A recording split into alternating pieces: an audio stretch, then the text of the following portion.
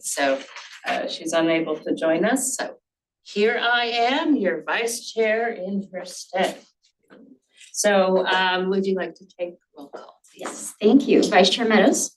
Here. Director Scozola. Here. Walia. Here. Klein. Here. Tyson. Here. Thank you. We have a quorum of our committee. Okay, so first order of business is to see if there's any public comments on items that are not otherwise on our agenda. I don't see public in the room unless they're behind me. Any public online? No hands raised online. All right, so we'll move on from that. And we have one item on our consent calendar, which is our minutes. Are there any comments on the minutes? Any public comments from our non-existent public this morning? We do have public, do but they have- don't have comments on this. Okay, we have existent public, but no comment. If I have no discussion on the minutes, First moves approval. thank you. Second. All right, roll call. Or do we, we're all here. Yeah, right. Right. Just do call the question. All right, so all those who approve the consent calendar? Aye. Any opposed? All right, good. Let's move on. Item number 2, CEO update. Good morning, Executive Committee. So first, a couple of event reminders. On May 29th, we'll be hosting, along with Friends of Clean Energy, a special event. It's actually a special board meeting of the Silicon Valley Clean Energy's board called Maintaining Momentum in Uncertain Times. And this is a look at the 2025 energy codes. Zoe Elizabeth, who's here as well, she is coordinating this event. Unfortunately, registration is now closed for this event, but I know that several of you will be in attendance, including the majority of you here. So, and therefore it is a public meeting, I have to remind you all. And then we also have an exciting event coming up on June 7th in Morgan Hill at 9 a.m. We'll be doing a ribbon cutting for the Butterfield Fire Station, which we have made all electric with solar and battery. And there will also be a pet adoption event there too. So hopefully you all can attend that event and pick up a dog or a pet, yeah, whatever. Or 3. Or 3, yeah. Okay, and then yesterday, just a couple of things. We wanted to maybe give you some updates verbally since we're here. Yesterday, I sent out an email about the recent action on the budget reconciliation bill and how that might impact our operations. And so I just want to assure you that we're on top of this, even though it's really hard to keep on top of all of this. It changes every day. But one thing that we can do is, help our customers with their journey as much as possible. And so to that end, I was going to have Pam talk a little bit about some of the outreach we intend to do. And I just put her on the spot this morning, so, give her some Wow. on in. So Monica, you put me on the spot, but good morning, by the way. But our wonderful marketing team has already put together a draft plan that I have in my hand. So we are, I think one of the fortunate things with some of this unfortunate news is we're really well positioned to talk to our customers about incentives. We have the EHUB, which was recently redone as an incentives finder. And we just did a couple of really successful residential webinars where we had hundreds of customers that were very, very engaged and had a lot of questions. And so we can do more webinars. Our monthly residential customer e-blasts that we do, where we talk about all of our programs, we're going to focus on take advantage of the incentives that are available now. From a messaging standpoint, we don't want to be alarmist because some of this is not, final yet. That's also just not really our style to kind of make it sound like there's too much of a sense of urgency. We also have tools like the solar and battery assistant that is part of EHUB. We know that customers have a lot of questions, and especially given the 30% tax credit available for solar and battery storage installations, that is one of the higher amounts. And so that is something that we plan to kind of front load because that does take a longer lead time. So those are just some of the ways that we'll embed some of this messaging and communications that have been planned and leverage the resources we have, and also direct customers to some of our services like assisted home upgrades, which we just put the press release out for that this week, because that helps streamline the process of getting quotes and just makes it simpler for customers. So we I think that's. just drove it yesterday. Oh, yeah, how did it go? Yeah, it went fine. They gave me 2 contractors for my upcoming water heater. Great. Okay. So, Okay. Yeah. Okay, so let me first see if any. We have one more update too. Oh, go right ahead. Then you guys can ask Okay. questions. The other big news that came out was that the federal government said basically that California cannot implement its clean air rules related to phasing out natural gas or gasoline cars in 2035. I was gonna have Zoe do a little bit of an update and then you guys can ask some questions. Yeah, okay, so quick update. So this has been in the conversation of something that the new administration has been contemplating. And for, folks that have been through this a few times, often when a Republican administration comes on, there's a battle over California's clean air waivers. So just in the last Trump administration, EPA withdrew those waivers. And then what follows after the waivers are withdrawn, as is this time, there are then battles in the court. California won those battles the last time. But so there's a few things that are different about this process. One, the California standards for moving aggressively towards all electric vehicles had changed since the last administration, right? So these sales targets had really ramped up. California's granted these waivers because we consistently have some of the poorest air quality in the country, so we're not able to legally meet clean air standards, which is why we're granted them. Different this time is that instead of using kind of that regulatory pathway, the Senate basically overruled the Senate parliamentarian, which is something that does not happen very often. And there's big battles right now if that is a legal thing to do.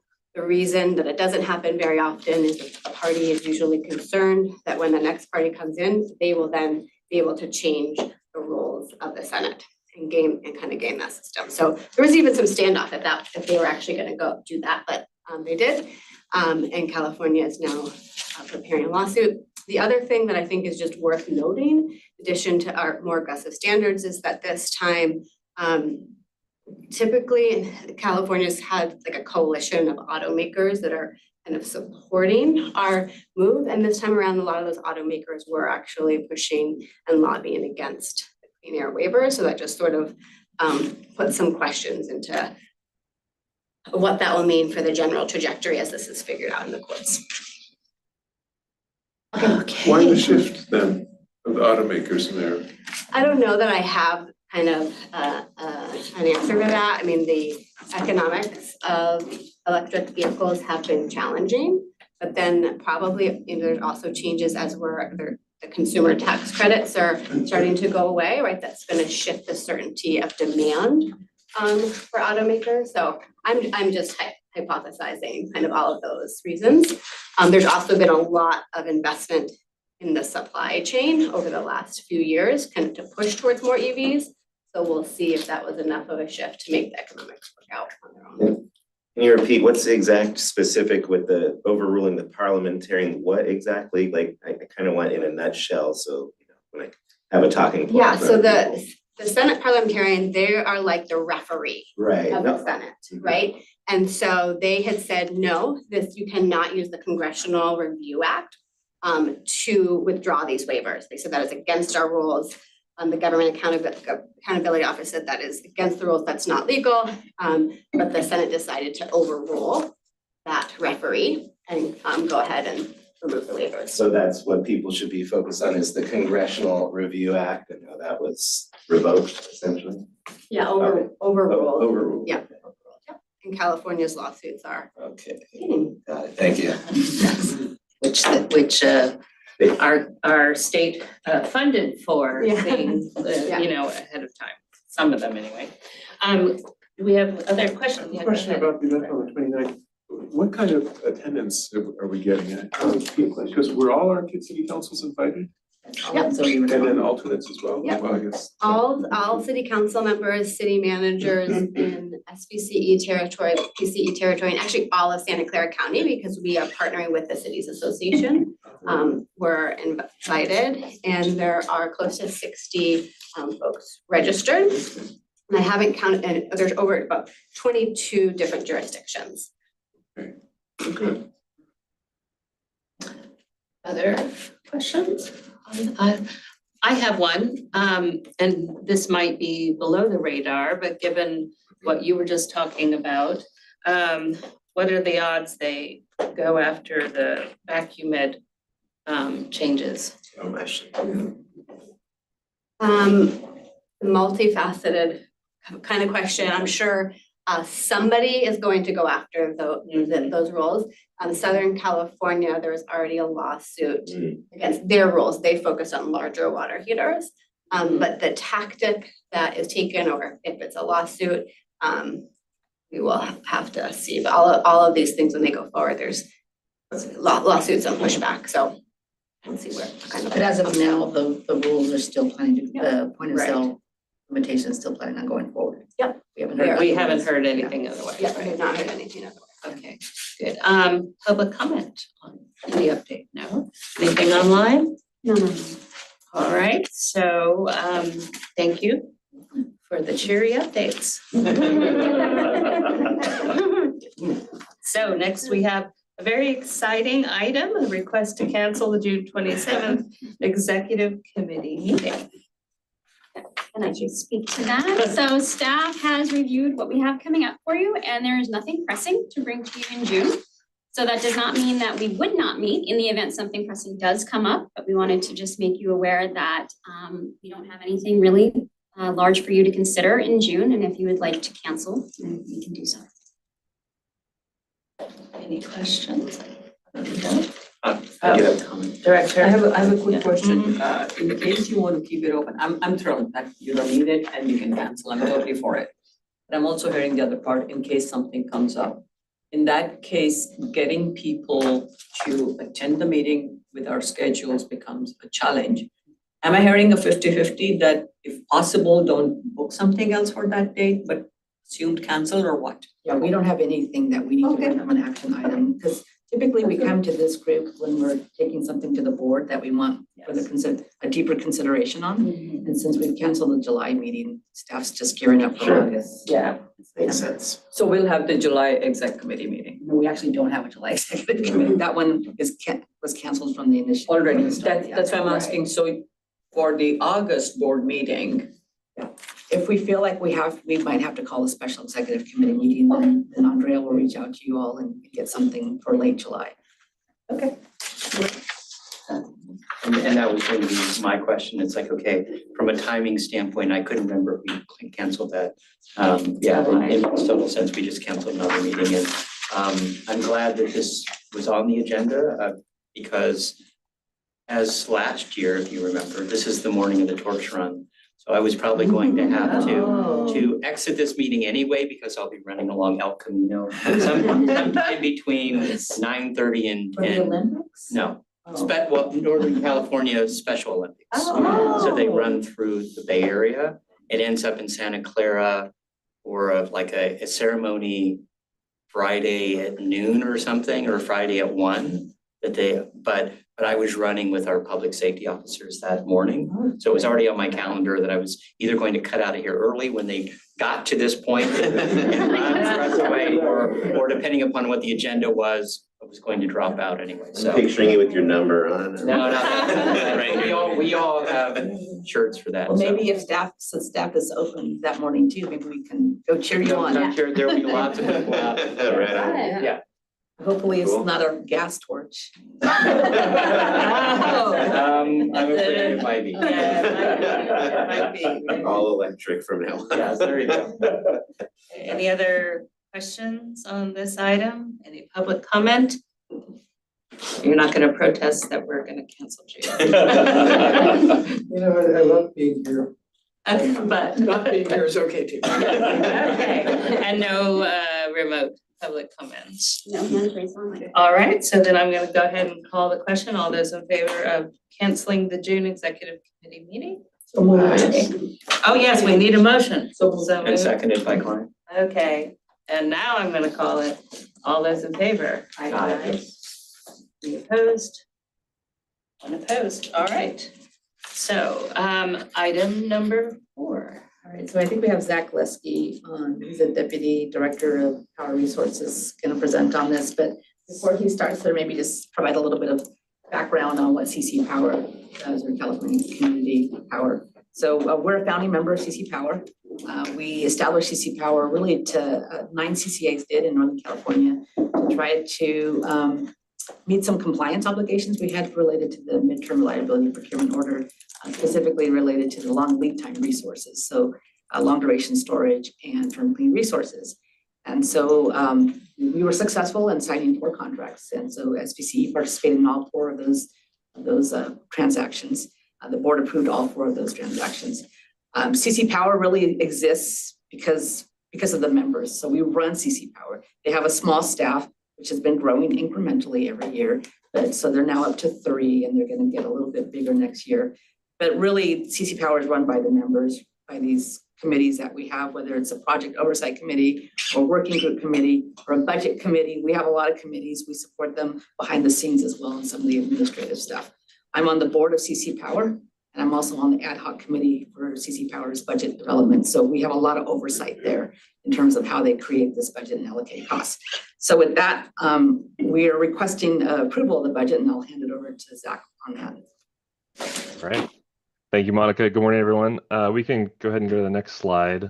So our recommendation, which is in the staff reports, we're asking the executive committee to recommend that the board approve the annual budget payment for CC Power, starting with their next fiscal year, which is a July to June fiscal year, in an amount not to exceed $500,000, and delegate authority to the CEO to enter agreements using those approved funds. And this budget enables SVCE to continue its membership and project participation as a part of CC Power. So what we're looking at for the upcoming fiscal year is the latest budget calculation that they've done, that CC Power has put together, is showing our share to be about $386,000. We're asking for $500,000 as a buffer in the event that we are going through with all of the member agencies, member CCAs, have to go through their own approval processes. And so in the event of some contingency that something were to change, we want to make sure that we have all the authority necessary. And if we had to pick up an additional cost, we have the headroom.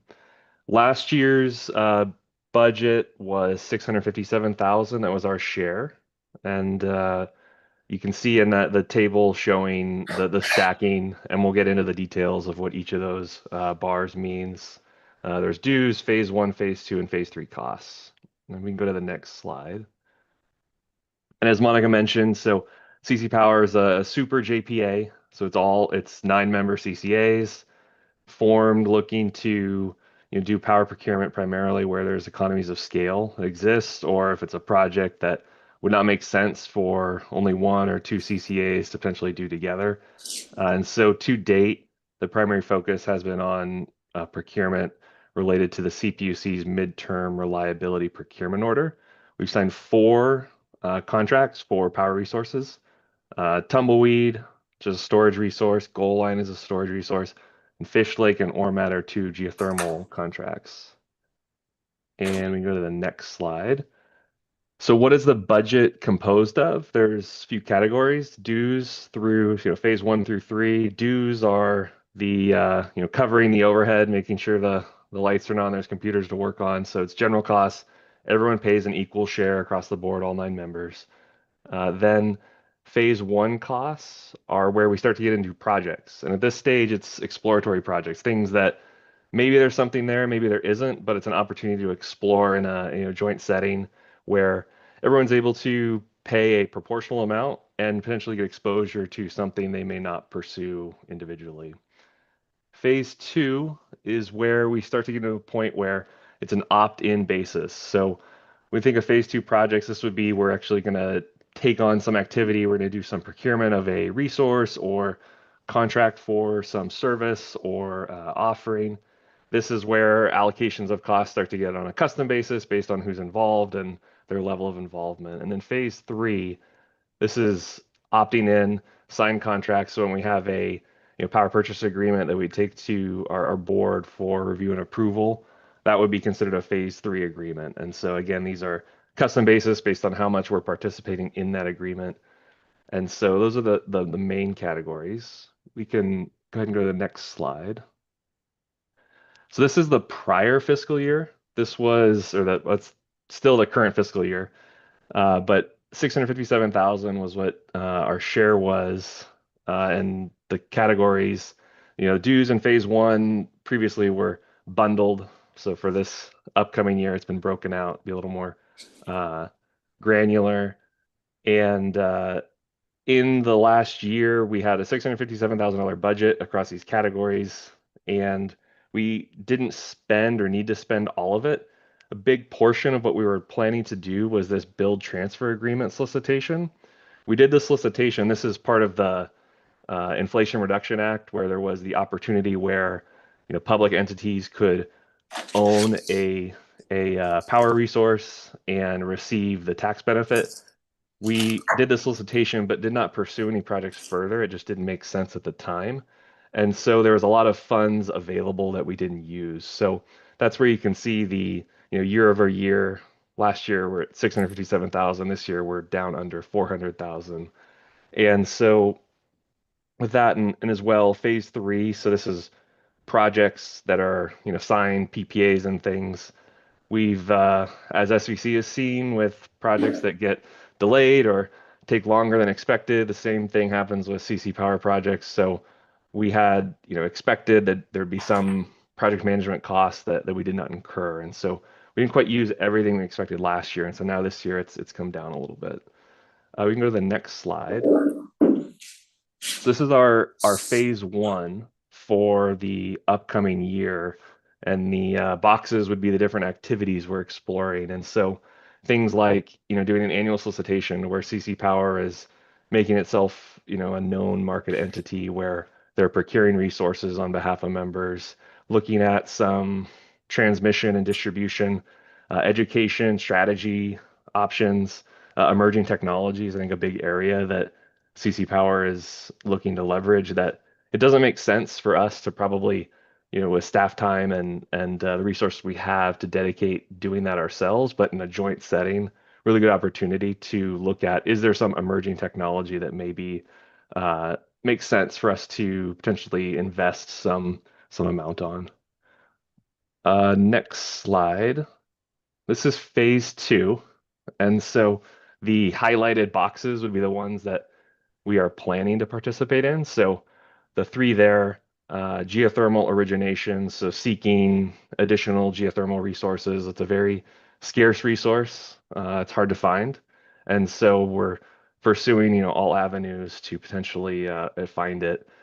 New long duration storage. We're always looking at, opportunities here that batteries. We have a lot of batteries in the portfolio that are 4-hour duration batteries. So long duration is an 8-hour or longer battery. And so that's something, along with alternative storage, we're kind of looking at what's in that realm. And so we're pursuing some projects there. Next slide. All right, and then this is the things we've signed up for that we are 4 of them. We're in for the long haul: Tumbleweed, Goal Line, Fish Lake, Ormat. Those are long-term PPAs, 10+ year agreements. And so what we're asking for here, the note on the side, is that we're not asking for authority on the contract, the commodity costs associated with these contracts. That's excluded. That's previously been authorized when we take those agreements to the board. All we're asking for here is the overhead operating expense, just to manage the contracts, make sure we're doing our jobs. CC Power is doing their job on ensuring everything's fulfilled. And then there's a few other kind of ancillary items, computer-based trainings. Wood Mackenzie is a market intelligence service, and then Gridwell, they provide a resource adequacy report on the market. And so those are small dollars relative. Let's see, we can go to the next slide. And this is just another call out that we have the Tumbleweed Energy Storage Project, which will be reaching commercial operation about this time next year. And if you are seeing, there's budget figures for CC Power that show, SVCE paying, upwards of $1 million, but that includes a huge chunk of commodity costs that we've already budgeted for. We go through that process when we get the PPA approval and then our annual budget. Those costs are really, it's like CC Power, I think of it as a billing agent, that they're sort of the in-between us and the PPA seller. And so we have all the authority necessary on those. But just as a heads up, this is a project that will be coming online and we will be spending pretty sizable dollars. All right, next slide. So next steps. So we're kind of with the sequence here. So earlier this week, Monica voted on the CC Power budget at CC Power's board of directors meeting. And that approval is contingent on the SVCE board approving the budget, and that'll be next month. So today, we're seeking the executive committee's recommendation to put this in front of the board, the full board. And then, June 11th, we would seek board approval on the consent calendar, and then all goes well. Starting July 1, CC Power would start their new fiscal year and bill us for our share of costs. And I think there's one more slide that just has the recommendation again. And that's all, unless there's questions or comments. Okay, do any of the directors have questions for Klein? Sure. So just trying to get a better idea from CCA Power and how like phase 1, phase 2, phase 3 projects are. Are they all bundled and split evenly amongst the members? Do you opt in or opt out? So Yeah, for phase 2, like Zach mentioned, it's an opt-in model. And so if we want to further explore a particular project, we actually have to sign a cost share agreement. And then, so the costs associated with phase 2, you're then obligated. And that cost share agreement, most of the times is just equal. We all pay the same. But if we decide to make it based on load share, we can do that as well. And then phase 3, that's when we're committed. We're going to bring this to the board if it's a big project that exceeds my dollar authority. And then again, we have to opt into that as well. And then we have a big contract called a project participation service agreement that the board would approve so that we can participate. So from the presentation for phase 2, and showing the different boxes, are we not opting in for offshore and RA optimization? Is that why those boxes were undarkened or not squared? Yeah. Yes, there are some members who are still interested in those 2 projects. We have found that given the state of those projects. I didn't notice that either. I just, That's why you said the highlight, Wow. the outline. So it's the only 2 boxes in the phase, in all 3 phases. Okay. Yes, so sorry, Zach, I'll chime in here, but you can. Yeah. So, yeah, we have decided not to preliminarily participate in those. If things change and they seem more viable in our opinion, or like we feel we need them for our portfolio, because we don't need them for our portfolio right now. And they seem like they're a little bit kind of not so much risky, but just not viable. That's why we asked for some additional funding. So we said, we're asking for 3 something, but we could go up, our budget share is 3 something, but we can go up to 500,000, because that gives us the option to add, to join later if we decide it's something that we really want to participate in. Okay. Yeah, but as of now, we're saying we don't want to participate in it. And for me, the biggest question there was the offshore wind. Because of the Trump administration basically halting all new applications, the concept of missing out on an opportunity for wind. And not the expert on how our portfolio does, and that's what staff is there for, but the concept of if we think that wind is important, chance at least as I remember from reading, the current applications that have been approved will move forward, but nothing new from offshore wind will be allowed, at least for the next 4 years. And so. Yeah, it's certainly the federal government and their executive policy made this less viable. Right. Or more riskier. But I think for us, we believe that in terms of for our portfolio, out-of-state wind is much more valuable. Okay. It's less expensive and it provides just an equal type of generation profile that we need. And we see a clear sight of development. Like we could sign a contract and know that it's going to get built in 5 years. The infrastructure And everything for offshore wind has not been developed in California. Okay. So it's a long shot.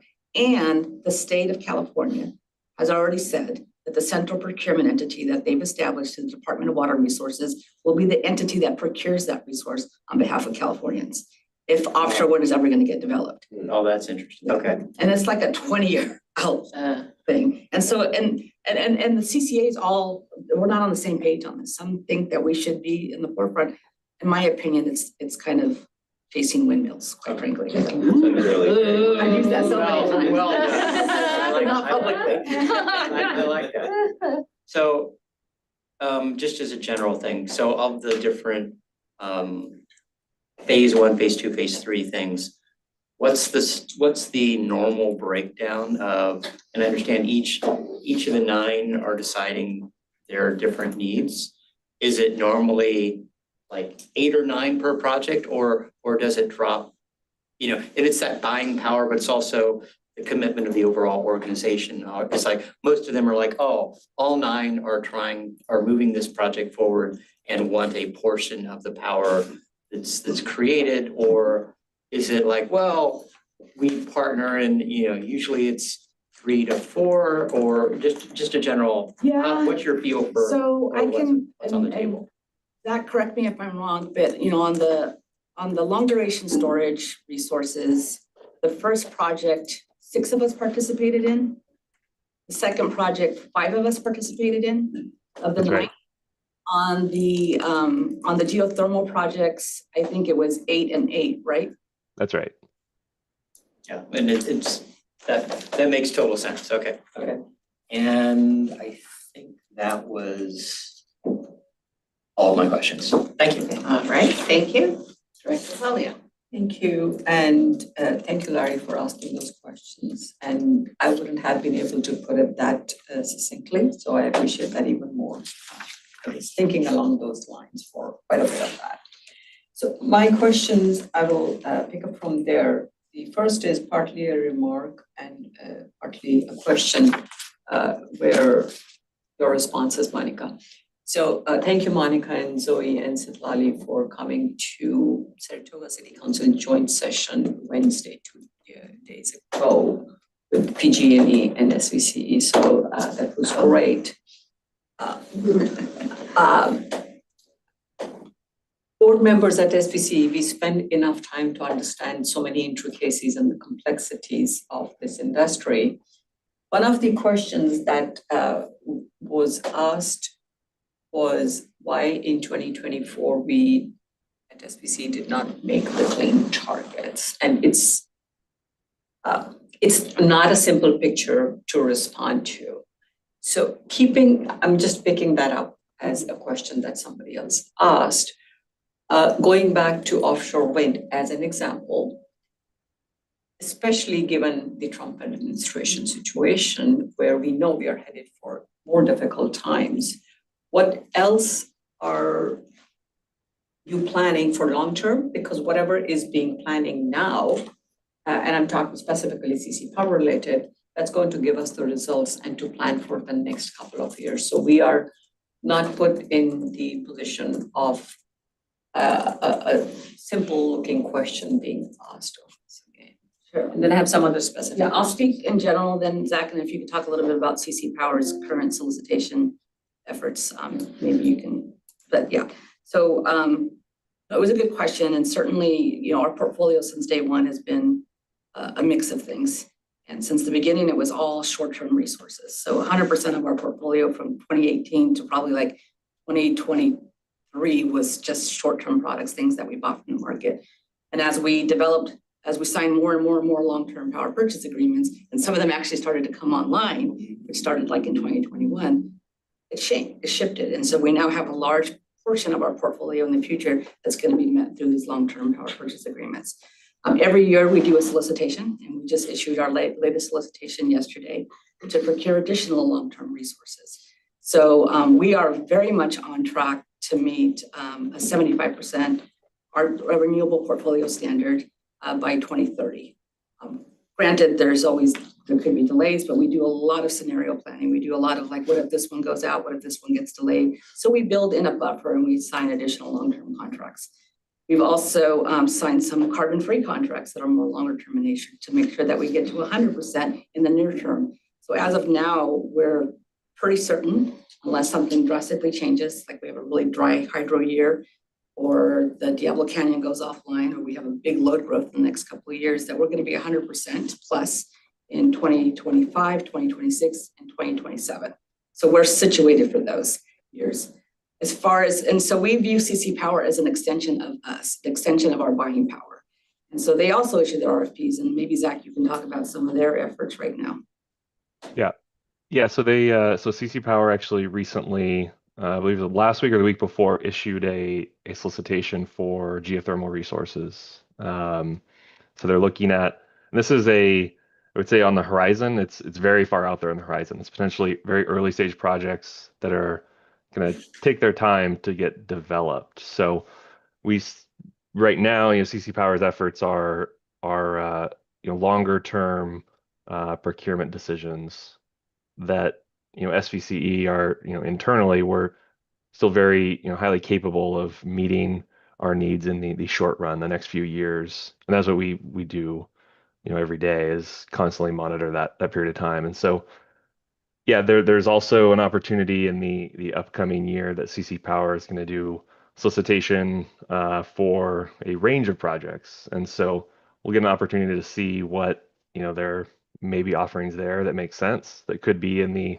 nearer term or longer term. And so it's always keeping our options open, and as Monica said, it's an extension of us, and so always seeing where we can make something work. And especially with developers now, a lot of times they want to build big projects. They don't want to do small installations. And so with 9 members, it's potentially can get that economies of scale treatment really working in our favor. And so that's a really key point that we're able to pursue there. And thank you, Zach. And that was exactly what I had in mind, piggybacking on the comments made by Larry. So with that in mind, a couple of very specific questions on the ask in this agenda item. And Zach, you mentioned there are some funds available from last year's allocation. And so this 500K is in addition to that. How much is there from last year? Yeah, so the 386,000 figure includes a rollover from last year of approximately 200,000. And so those dollars we did not use, but we're able to use in the next year. It levels out our costs. It's not additional expense. There were dollars there that we can use for the next year. So this includes the 200K from last year, about. That's right. Yeah. Okay, it doesn't automatically, okay. That's good to know. And so that means we spent about 450 or so last year. So that was 657. And I know their fiscal year is different than ours. Right. So that makes it a little awkward to kind of correlate directly with ours. And one question and one ask. The question is, what are the other alternative storage that you referred to in one of your slides when you were talking of new long duration storage, batteries being 8+ hours? Yeah, so we've generally looked at lithium ion type batteries. Right. And so we're pursuing different technologies, including compressed air and pumped hydro. So very radically different type of projects that maybe they make sense, and it's definitely they make sense to pursue in a joint setting. Okay, thank you. And the ask is, Monica, do I remember correctly, even last year, there was this awkward situation because of the timing of the CC Power board meeting that you had to vote there and it came before. So my request is that somehow it looks cleaner as an organization for us and simpler for you not to have to vote their contingent on SVCE board approval. Yeah. Can you work with them so next year you are not put and we are not put into the awkward position of you having to say yes there and then get SVCE board approval? So I agree with you and all of the CCAs that are participating in CC Power have essentially the same situation. And I think part of it is just because they're the nature of them being a somewhat new organization, they're still trying to figure out how this budget thing is going to work and how to allocate costs appropriately. And so last year we kind of went through a process and then we're like, hey, I think we need to rethink the allocation process. That's why we came up with a split on phase one and put some different things in phase two and really looked at the priorities again because we were seeing that the budget was just growing and growing. And so that just required time, quite frankly. We just could not work through it fast enough to get to our board first and then come to CC Power's board. Because we just didn't know what the number was going to be. We didn't get the final number, but we're working on that.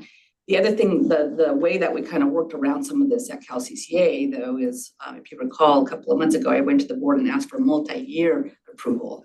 And so, tell me that I can approve up to a cap. And that way I don't have to do this contingent voting.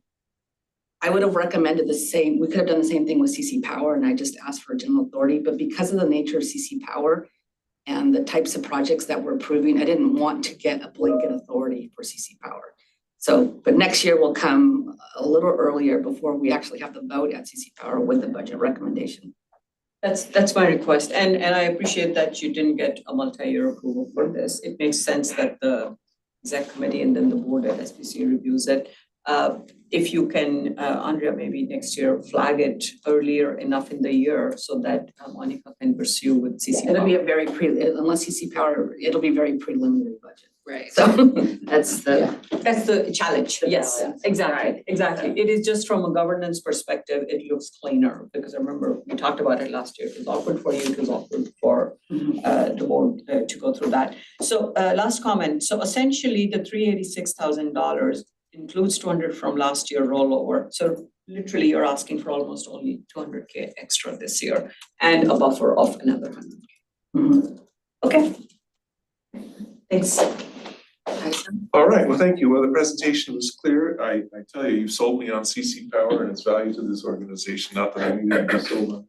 It all makes sense. And, coming from an industry where we do product development and we tend to have a lot of things early and then fewer at later stages, the totals you've got and then also the reduction in phase three kind of goes along with what I saw was a very large increase in phase one. From compared to last year. So I'm with that. Now that so far this is easy. Now that comes a hard question. And as in the context of the earlier discussion and given the timeline to do projects, with the federal tax credit reduction, should we be pushing the gas or the brake on more phase one projects? Phase one or? Phase one. Good question. Like, are they all gonna be dead, so we shouldn't work on it? Or, if we work on them, we'll hope, oh no, I shouldn't say it. In the event that there's a different administration, they're propelled and ready to be implemented. So How was that? That was good. Yeah, so CC Power has an RFP out right now for geothermal, or that an RFI, is that what they called it, an RFI? Yeah, an RFI. And at the same time, they're having discussions, we're having discussions about what are the types of things we can accelerate procurement on at CC Power. So that's CC Power. Each individual CCA is doing our own procurement and we're, like I said, we just issued our RFO yesterday. And so we all understand that there's kind of a bit of a, kind of compete against each other in some ways, but there's a race to get projects built as fast as possible because of the changes to the PTC, ITC benefits that are coming out with these as part of the budget reconciliation bill. And the developers know that too. The developers, last year they were kind of like, oh, I want to talk to you, maybe. I want to talk. Now they're all coming forward saying, we need to get a project, we need to get a PPA. So everybody is kind of, everybody's moving like that. We're all moving fast.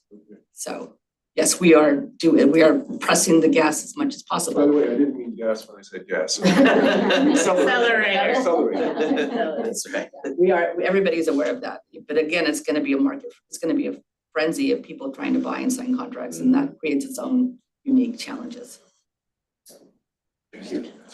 And thank you, Director Scazola. Okay, I just have one question. So thinking ahead, and thank you, I was going to ask whether it's a consent or discussion, and you confirmed it's a consent item. Provided that's okay with. Provided that we agree with that. So in case there are board members who might be curious about the amount, sort of on an absolute basis, have you done any quantification? I mean, you've talked about the benefits, but have you done any quantification on cost savings and other benefits that you can sort of put that in to give it context? You know, things that we wouldn't be able to pursue because we don't have, you know, the standalone strength, or we're getting a discount because we only have to invest X amount in a project. Have you attempted, and I know that's a hard We have, thing. well, I don't know, Zach, unless you have, I don't think we have as an agency tried to calculate the benefit cost ratio for CC Power. CC Power, part of it is just an investment in creating an infrastructure capacity and a new buying tool. Right. So in the first years, it's probably not gonna pay off, right? When it will pay off is when we find a technology that we're able to de-risk by sharing in the participation. Where it will pay off is if we figure out a way to provide joint services where we each have to go out and procure our own services, whether it's for scheduling coordination, for something else, and we can get a better deal by doing it between the 9 of us. But we have not, you know, it would be wrong for me to say that the benefit cost ratio is positive right now, because it's not. We have to invest, we have to develop, we have to get there. But the idea is that it will be in the long term, but more importantly, it would also de-risk some projects that we would not have done on our own, either because they were too big or because the technology was still too nascent. Okay, and I understand it. I'm just trying to look ahead and see. Yeah. You know. And it's a hard one to say, like, Yeah. could we have gotten a better deal if we'd done this by ourselves versus doing it with some other, that's a really hard thing to Right. say. So I think we have some follow-up questions Just on that. maybe a suggestion on your presentation is that somebody just seeing $500,000 and saying, what's that? I think it'd be good to highlight the fact that there's 200,000 that we didn't spend. Yeah, And this that includes too. 150,000 of kind of contingency. So really the total number here is not so large. Right, and it's an amount not to exceed, Yes. not an amount. And Also were you gonna? So I was going to make that suggestion, and the second suggestion is in a qualitative manner, maybe just a sentence or two, explaining what you just did, Monica. You don't have to say it's negative right now, but it is positive in the sense that it's easy to understand, we get better deals when we are working together. Secondly, we are not spending the time and effort chasing resources that somebody else would be, and then we are competitors.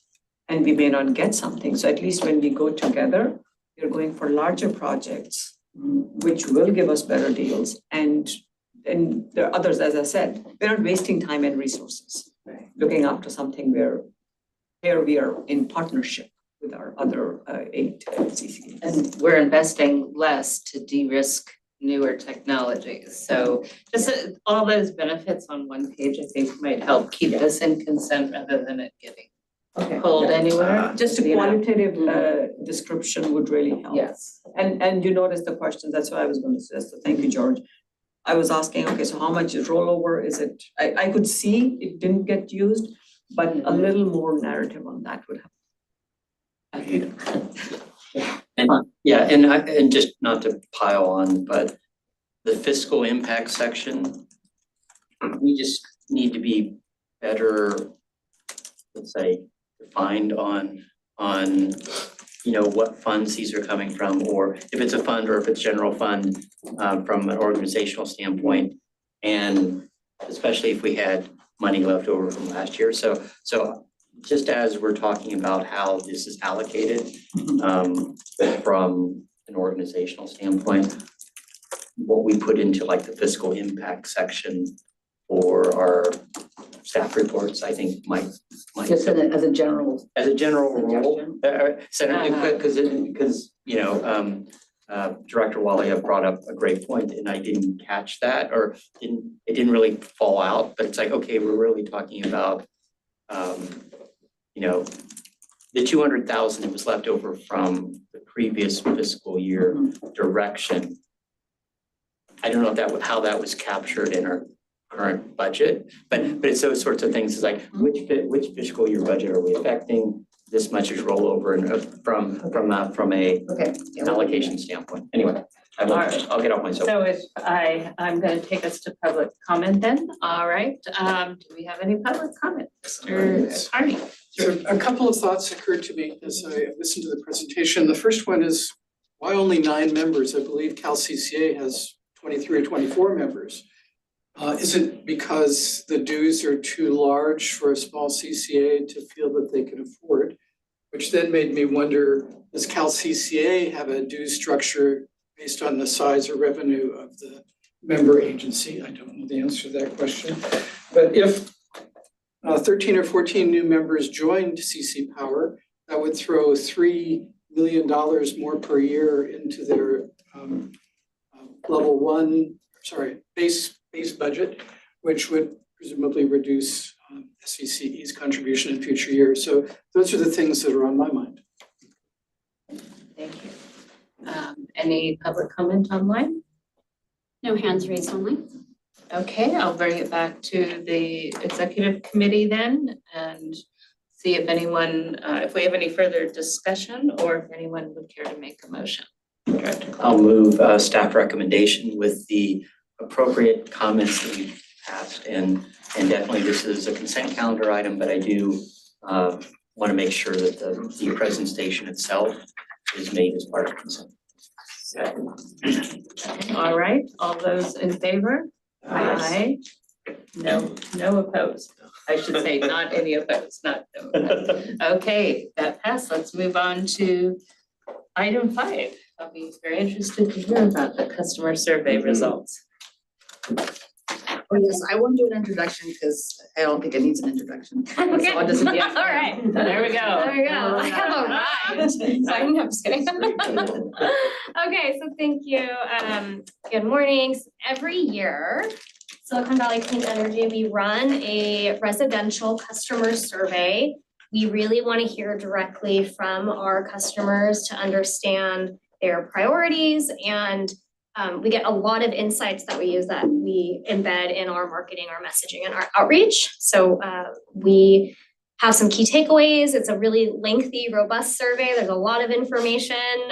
It'll be attached in the board packet. So we plan to share the full survey findings in the June board meeting on consent. But for now, I really just want to kind of take out some of the key highlights because for the most part, a lot of the results are as expected, which is a lot of things are pretty steady. So just some background and the methodology. You can see here how many customers responded and in what languages. We send this out via email and we send out a postcard. Everyone who completes the survey gets a $15 gift card. And there was a little bit of a weird timing issue this year, given the survey exhaustion around the elections. And then you are in the holidays. And so we're calling this our 2024 survey because only a month into the new year, it's based off of, really the 2024 environment. And this is also an effort to measure how our outreach and education work. How are we doing? Because it's something that is super qualitative. It's not like there's a GHG reduction measure per heat pump water heater, right? Like it's an effort that we took on before we started mass outreach, before we launched eHub the first time around. So we've been doing this survey since 2020. And we also like to look at the results. We stratify it by socioeconomic vulnerability index. The reason for that is we just know that the barriers to adoption of electrification is going to vary by socioeconomics and language access and these other parts of that make up this SVCE measurement. And this gives us a nice regional view because we didn't want to do it like city by city, for example, right? Because within a city, you're going to have these differences. So that's how we look at the results. Okay, getting right into some of the takeaways. I'm actually going to start with the 71% there. This is actually this is consistent. We've seen once prompted, have you heard of Silicon Valley Clean Energy before? That's actually a really, really great result. On the other hand, the first question, this is a blind survey. So the vendor that we work with to implement it, there's no SVCE branding. They're not saying this is coming from SVCE. They're just saying, who do you get your electricity from? Of course, majority say PG&E first. But something new we did this year is that we added some nuance. We say, okay, yes, PG&E provides electric delivery services. Do you want to answer the question again? 21% said, oh, Silicon Valley Clean Energy does the generation. So that was actually really great. We feel like that's a really good finding. And obviously lots of work to do because we're building a new brand, right? A new entity up against over 100 years of history. So it's going to take time. But here's where we see that what we're doing is paying off. This is just one of the questions that, there's a lot of questions measuring awareness. We've put so much time and effort into our digital engagement, right? We have a really robust email marketing platform. We're doing advertising. We're doing like next door. We're on social media, like everything. To see this jump over the years in customers that say they're coming to our website is tremendous. Really, really happy to see this. And they are coming, the first reason they're coming is to learn about electric rates. And then they're also coming to learn about our rebate programs and electrification resources. We added a new question this year, given our affordability focus area, to try and evaluate what customers value most from what Silicon Valley Clean Energy is providing to the community. And not really a surprise, but the overwhelming majority said that keeping the cost of electricity low is super important. There wasn't, all this context around the question saying, well, but, keep in mind Silicon Valley Clean Energy only controls a third of the bill. So, that is the one bit of nuance there. But then I do think it's also important that we are staying the course, because then number two is people still value the importance of generating electricity from clean sources. And that, anyway, that's sort of the takeaway there. And programs and services are important as well. So, how we're using these insights, I just want to give some examples. So affordability focus area this year, you can see them live. Actually, I think down El Camino from here, there's one of these bus shelter ads. So we're running this payment assistance and efficiency resources campaign right now. We're seeing some really positive results in driving customers to our payment assistant and rate webpage. And then again, highlighting our investment in clean resources. So our team, I think, does a fantastic job of utilizing all of the content that we generate when we go out to these ribbon cutting events and just being able to amplify the investments we're making and the progress there. Technology specific, we get into questions. So again, we're focused on the technologies that we have resources around, primarily with our eHub, since that's where the most of our digital outreach and education is focused on. And this is also an interesting one. We ask about purchasing decisions. So what do you consider ranked from 1 to 4 is the most important, and when you're making decisions, when you're gonna buy appliances for your home? And so we are all very environmentally minded, obviously, but from a customer standpoint, that is not the selling point. I know that kind of came as a shock in the early days for us to be like, no, let's not talk about greenhouse gases. Sorry, folks. We need to talk about the health and safety benefits, right, is really up there. And so that has really, you've seen probably how that's been embedded in our messaging. And then of course, cost, that's where we heavily rely on talking about our rebates, incentives, and then also the lifetime savings for operational costs. Cost again, top barrier when we ask for the barriers to adoption of each of these technology types. But then if you kind of go beyond that, we can see that these are the key things that for us, it helps us to inform diving deeper into sort of the myth busting and the information that we can push out to customers as we want them to consider adopting these technologies.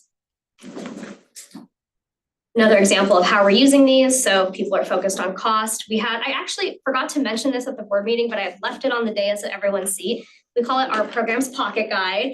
These flew off the shelf. We actually ran out of these at our Earth Month events. So people, really shout out to our marketing team. Sunny particularly put this together. Even they were like, oh, are you gonna be okay with us doing the little dollar sign? We're like, I was like, hey, whatever gets people's attention, let's see how it works. And it was really, and it's really interesting, because it's really comprehensive. So that's just how we're using some of that messaging. And then also, this is a snippet from an email that's promoting our electric vehicle rebate program. And we're just also connecting it to, hey, this is, better for the environment, like leading with the air pollution that gas vehicles cause. Another interesting insight, we ask, how do you get information about these things? This one in particular, I wanted to call out that for people who don't already own EVs, where are you gonna get information about EVs? Number one is friends and family. And we think about all the work we're doing for marketing and outreach. It's all around your classic marketing funnel, where the really broad stuff is just getting everyone's attention. But ultimately, as they go through the stages of considering electrification and adopting technologies, and then we have an ongoing relationship with these customers, becoming advocates, those are the trusted friends and family that we're trying to get people to that point, because that's where people are going to get their information. So we really like that. And this one, measuring year over year, there's amazing growth in interest in certain technologies. Last year, the big change was, from a statistically significant standpoint, was an interest in heat pump heating and cooling systems. There was a huge growth there last year. This year, interestingly enough, it was home EV chargers. I have to dig into that a little bit more, but you can just see that there's continued growth. And then we added some new options this year that we'll be tracking in future years. So in summary, this is sort of what we expected for some of the broad awareness, but what I just shared were really sort of the new, most interesting takeaways for this year. We're really using these insights to inform our work. We're not just guessing what we think people know and don't know. We always reach out and try to get that information informed by the customers. And then there's just opportunities as we get into the kind of differences by socioeconomic vulnerability index, these different quartiles, that we know that there's just some more outreach and education around some of our programs that we can be doing some more targeting. So we'll keep that in mind. Thank you. Yes. All right. Thank you. Pam, great job. Thank you so much for the fabulous work you do. The website has come a long way. We know you have been working on it and constantly evolving it. So it's showing the positive results. A couple of clarifying questions. The participation trend, you said you've been doing it since 2020, the survey. What's the trend in terms of percentage? I think our number of absolute customers hasn't increased that dramatically. So maybe the number of people who have participated in the survey. Do you have any idea? Oh, yeah, the participation number in the survey is, it kind of goes up and down. I think one year there were 600 respondents, and this year they actually had, there's been a harder and harder time getting people to respond to surveys. This is something that all of our, the researchers out there that I speak with, like consistently, they find that this is just their survey fatigue. How many times do you get like a research poll is texted to your phone? And so it is a challenge. We have some interesting lessons learned from some other surveys that we've run that we will implement in future years. But to hopefully answer your question, it's always a representative sample based on what they consider to be statistically significant in the results. Okay, just curious, thank you. So the other question I have is that you mentioned, I think your last slide, that the growth in technology this year has been more on EV chargers versus last year was electric HVAC systems. It was heat pumps, yeah, heat pump HVAC, So yeah. I'm thinking why, because on the one hand, the early adopters of EVs have already done so. And if my memory serves me right, we are not seeing that high trajectory. And now we are more likely making EV charging happen in multifamily dwellings. So if there are home EV charger increase, Does that mean single-family homes are adopting more EV charging? Yeah, I think that was the, can go back and look at that specific part. I'll look it up and get back to you on that, but I think, that was their takeaway, was that it was the interest in EV adoption is the correlation that they're seeing, especially for our service area. Is more people are adopting EVs, therefore there's more interest in home charging, where, it seemed like, you know, maybe people were relying more on like workplace charging or other public charging. So that was some of the thoughts that And which SEVI category would that fall into? Because single-family home and owning EVs is a specific category. Just keep that in mind. But then I'm thinking about our conversations earlier in this meeting about the tax rebates going away at the end of the year. And so if we are already seeing this increase in home EV charging, we want more people to buy EVs this year. I think it would be beneficial for SVCE to put in a more concerted effort to get the city's permit department moving faster. I once again base it not because SVCE needs to do that, but I base it on the fact that for sure my city's community development department is overwhelmed with other stuff. And a couple months ago, I know I talked about one resident who was saying, I already got it. I have somebody coming to install it. Why can't I get the permit? So you have been working hard. I'm just seeing, again, the burden unfortunately comes to SVCE to get the end result by the end of the year.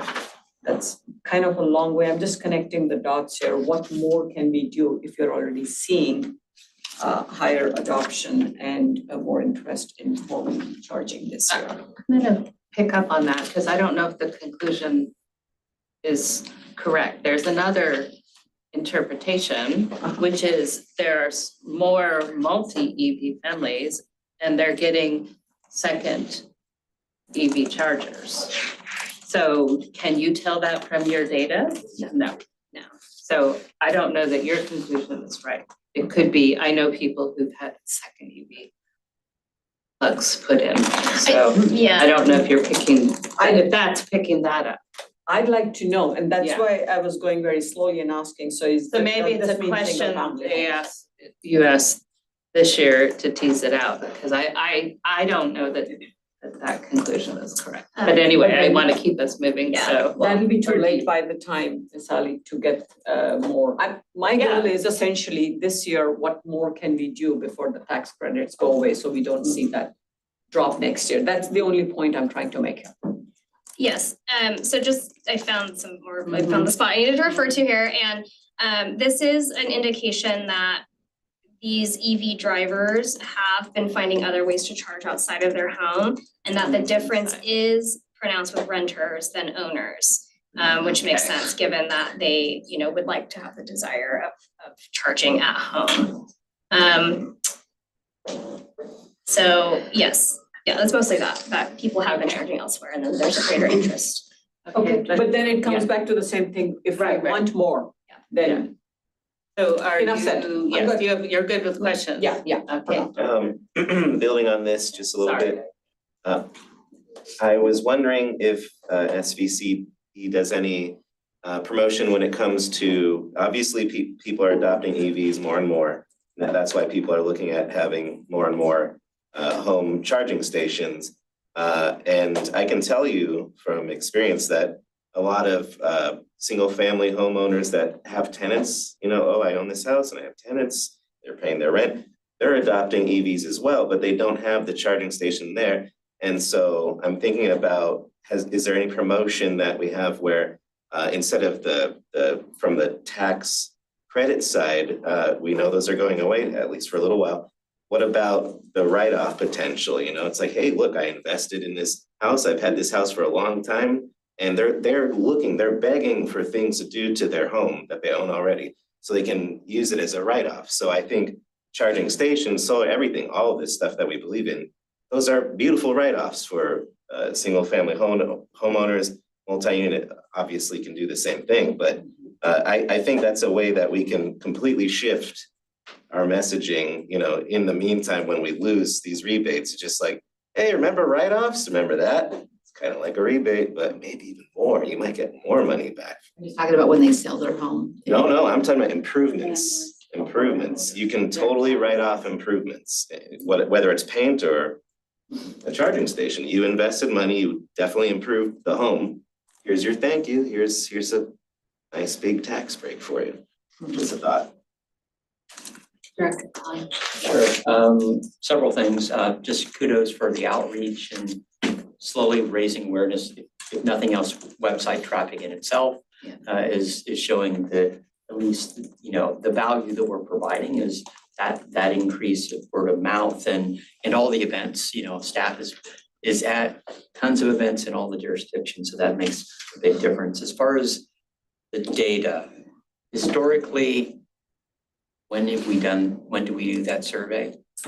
Just generally, and I understand we chose a time and election time wasn't good. Post-election this year, we do a national survey every 2 years.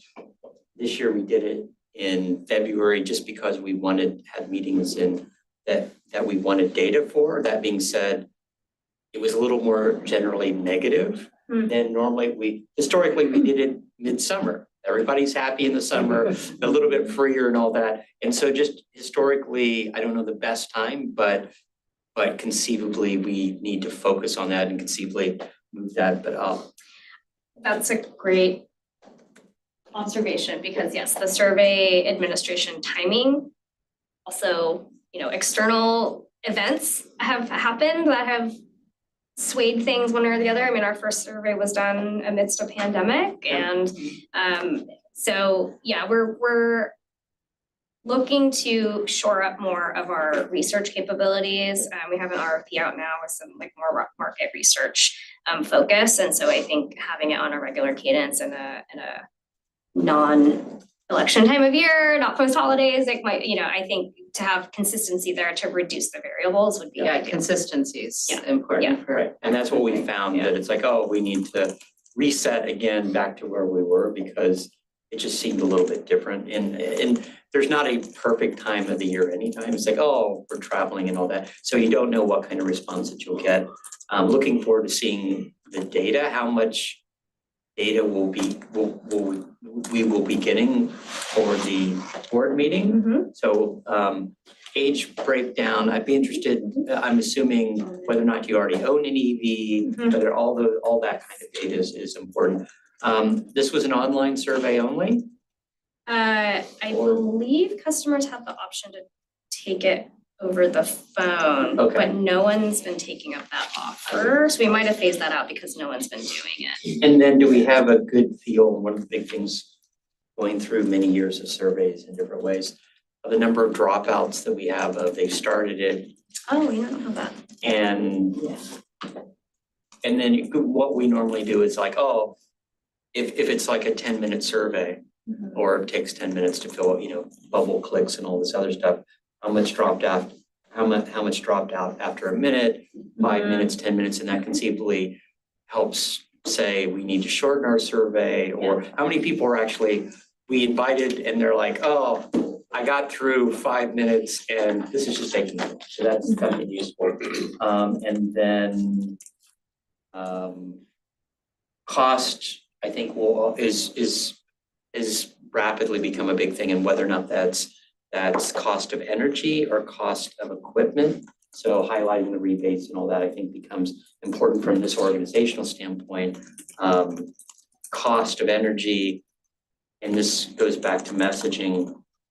We're a third of their bill, and I forwarded to Monica a month or two ago, a person going door to door saying, we're going to give you solar panels because Silicon Valley Clean Energy is charging you so much, and it's how we message that of 2/3, but cost, I think only in today's world is becoming more and more of a focus. And so, you know, what we can do from this front. And so I'll be interested to see all the data. I love kind of going through that at the end of the day. And then lastly, jurisdictional, how spread were we as far as, I mean, that's also being captured in that. Okay, that's enough. Okay, Director Tyson. Sure, thank you. And I guess the big takeaway for me was the concern about cost, but also I see the lever you're talking about safety. I mean, yesterday on the news, there was a car fire where they couldn't get the fire out. So I think we have to look at safety in different ways. It's an important thing. Regarding this, the survey itself, is it sent out to a target that's 450 something, very few people? So was it sent to a certain number of targeted demographics? I didn't catch that. So we do a randomized sample. We actually sent it out to 40,000 customers. 40,000 and you get Whoa. 450 back? Abysmal, Wow. yeah, Oh. yeah. And it's very low. So when they said that this is a challenge that we are facing Right. across the board, but I will caveat it with, you know, our wonderful partners here, you know, again, they do a lot of these and they're seeing this. We did a different survey it was actually informing the ELEC decision the board just voted on. Mhm. And I will say shout out to Michaela for running that survey on our own in-house. We did a different structure for the incentive. We got 800 responses on that one. So it did like a lot better. And I think it's because we learned, so we're learning all these really interesting lessons. So Was we'll it change the the incentive amount. Same amount that went out to 40,000-ish people? or It went for that to one? a smaller amount of Oh, customers. so, And it was the changes of like a guaranteed $15 gift card is not an incentive as the chance to win a $100 bill credit for 5 lucky winners. oh. So apparently Fascinating. psychologically, that Yeah, made yeah. a big difference. Anyway, getting too nerdy into my stuff. Okay. So We can talk on I want to, So yes. if we're getting that few, now I start to question, now I don't know what this means when so few are responding. So that's a question. And also, I like what he said about parsing the data, but you need more. It's just statistical significance. You're gonna need more responses to be able to pull it into demographics. And I'm gonna tag on to that just briefly, and then I'll come to you.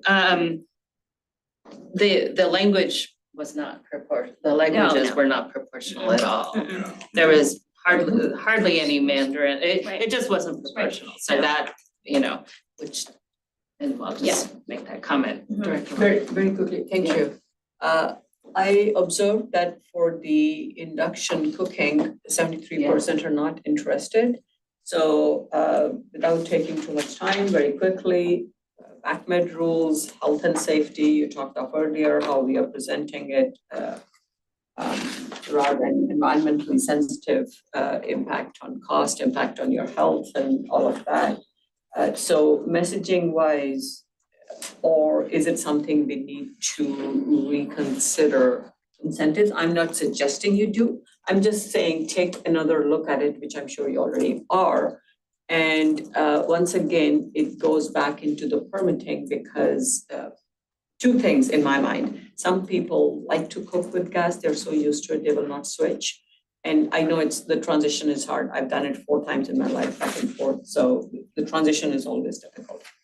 The other thing is to get your electric permit from your city, you need it to switch from your cooking from gas to electric.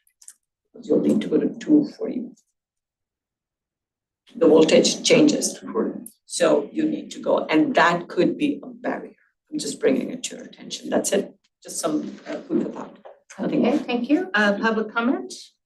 All right, Mr. Party. So I love surveys, I love data probably as much as anyone in this room. One of the things I'll note is that the survey went out simultaneously with the LA wildfires. And I'm not sure if at that time, electrical power had been identified as the likely culprit for causing all of that humongous amount of loss, death, damage.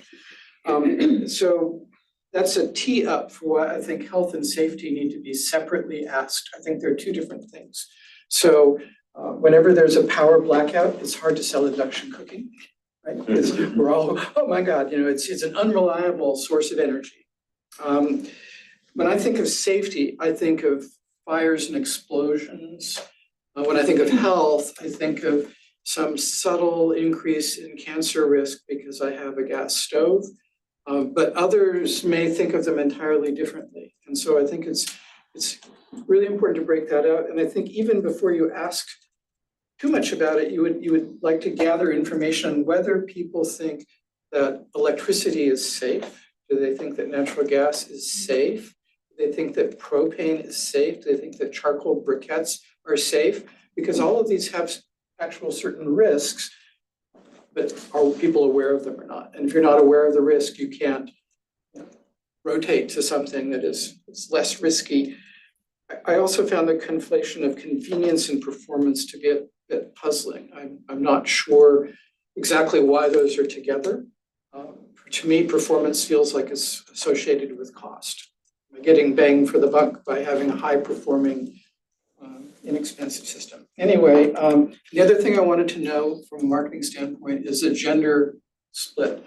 So are women more concerned about health and men more concerned about cost, or something like that? Certainly in the early days of the solar industry, we were always selling to the man of the house while the wife tapped her foot and said, why do we need this?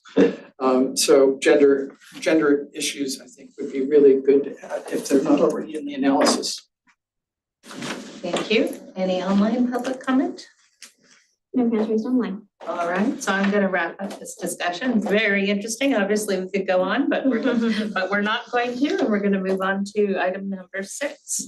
Yes, not as interesting. And I'm doing this one. I'm gonna stand. I think I'm sorry. Okay, so this is, we do this every year. We talk about our strategic planning process and we kick it off here at the executive committee level with a discussion about our priorities and more specifically what we call the strategic focus areas.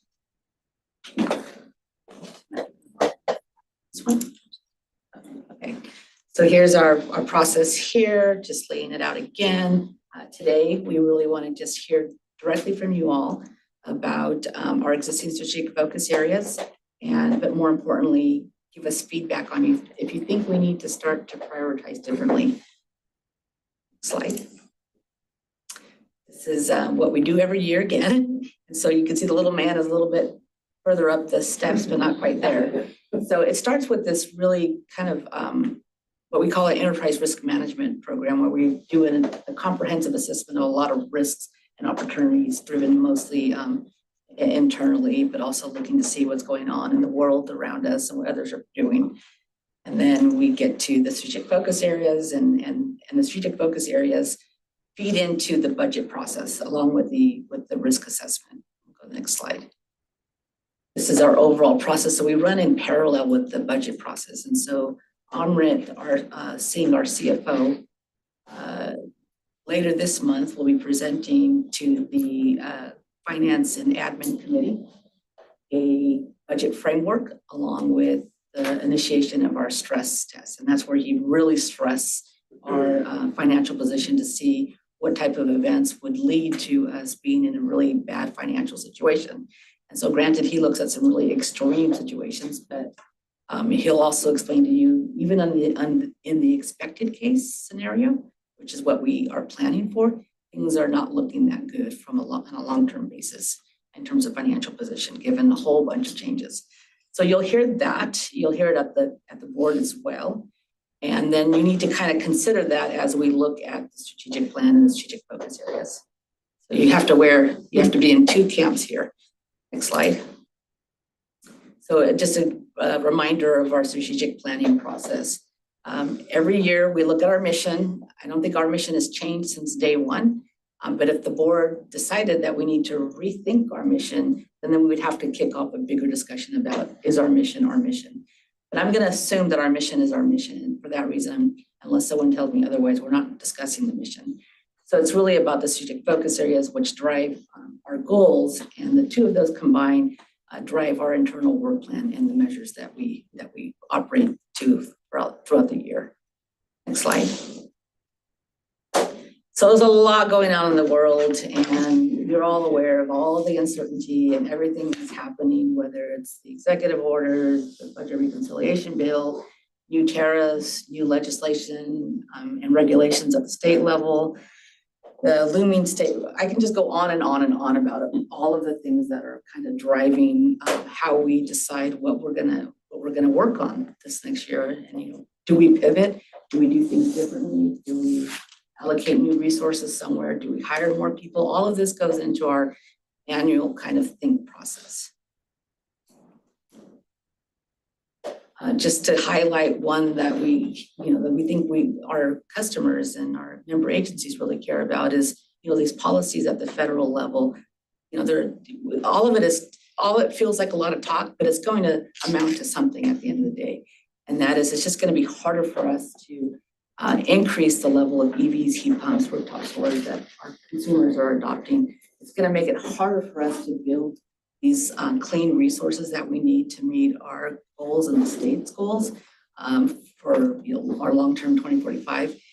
And it's going to drive costs up. And when costs go up, and we already have an affordability crisis, people are going to have to make tough decisions about how they're going to spend their extra money. And maybe they spend it on electrification measures, or maybe they spend it on food and other measures. That's our reality that we're facing. Slide. So, this is a very simplified assessment of the situation we're in. Obviously, we have a lot of discussions about this internally with our other CCAs through CalCCA, through CC Power. So this is just a synopsis of some of the key challenges and threats. And I'm not going to go through all of them.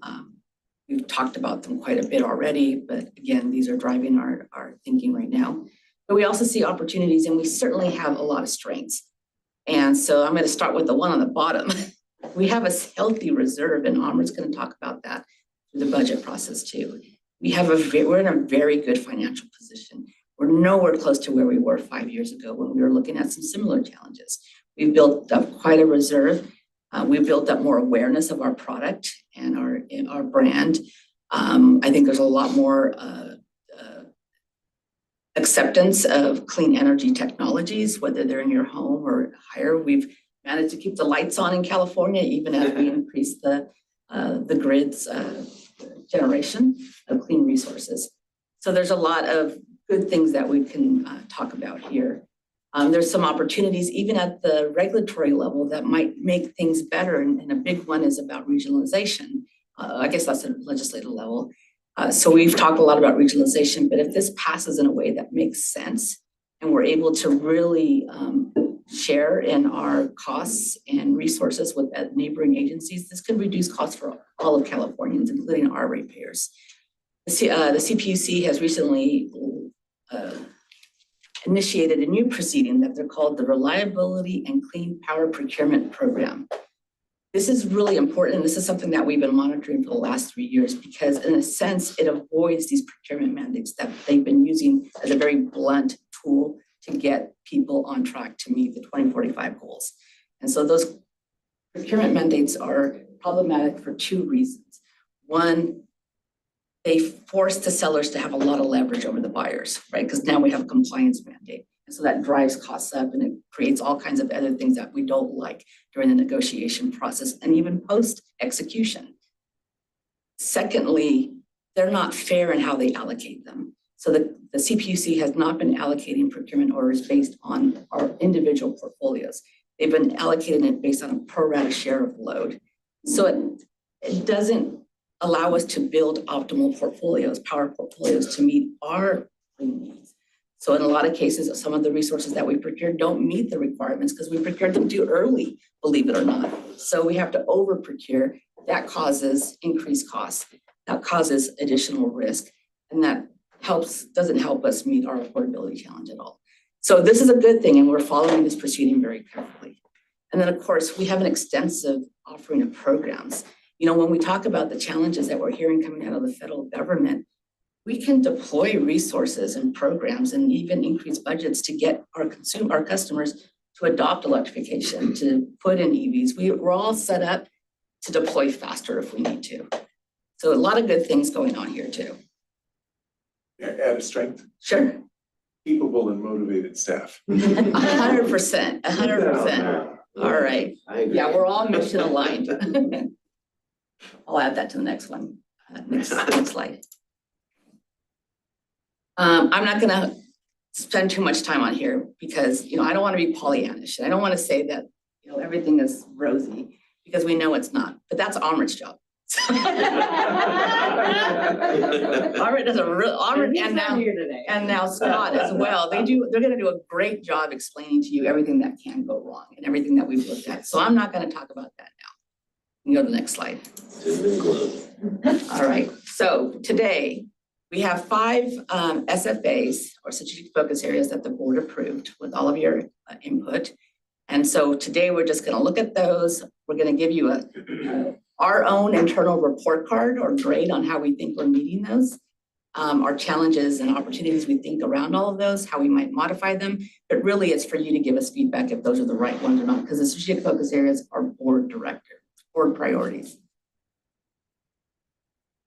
So these are the 5 that the board adopted. If you recall, expand affordability efforts, expand clean, reliable grid actions, expand offerings to our C&I customers, prepare the region for electrification at scale, and attract and retain employees. I'm not going to read these all, but next slide. So this is I'm not going to say it's an ABC grade, so the color is just where we think we're at right now. Affordability is a real hard one to tackle, and we talked about that, but we've made some progress in educating and so on, but it's still active and more needs to be done. The yellows are the ones that, we've made a lot of progress, but work continues. This is things that we think we can actually help or make a dent in. And then the green ones are the places that we think we're in a good place right now, given the current conditions. So for the affordability strategic focus area, you can see we've done a lot in a very short period, because this is not even a year, right? The board adopted these in September. It started in October. So, and we've been providing quarterly updates, or Andrea has, on specific things that the board has adopted or big initiatives that we have planned related to the strategic focus areas and the goals. So you can see here, we've done a lot. We've increased our outreach to customers. We maintained our 4% discount. The board approved returning $35 million to our customers. We're very active in several proceedings right now. There's a lot we've done, but there still continues to be challenges. And the big challenges being that, we can't control 2/3 of the bill, and the PG&E's portion of the bill is high. And there's just, it's hard for us to really make a dent in there because there's just some big policy and other initiatives that PG&E has to carry out. And so those costs are going to continue to be high for a while.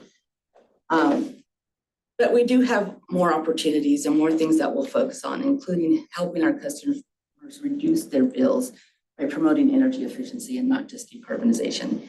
I think first and foremost, you should use your energy as efficiently as possible. With respect to the power cost and difference adjusters, or the PCIA, the state has opened a new proceeding related to the PCIA. We're very actively involved in that, along with CalCCA. But one of the things that's different this go around is that we're actually going out there and saying, give us the allocations, just make them permanent allocations and eliminate the PCIAs. So instead of us worrying about this thing that we can't plan around, this thing that creates huge uncertainty for us and for our ratepayers, let's look at the allocations of the clean resources, which includes nuclear and large hydro. And then again, regionalization is another opportunity. So our recommendation is to keep this one in place because overall rates continue to be high, and it's a top concern of our customers. And you heard that from Pam as well.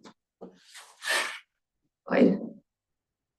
On the clean and reliable grid actions, again, this one, the primary thing here was to make sure that the board gave us clear directives on how we're to meet our 2045 and our annual kind of targets leading up to 2045. And the board did that.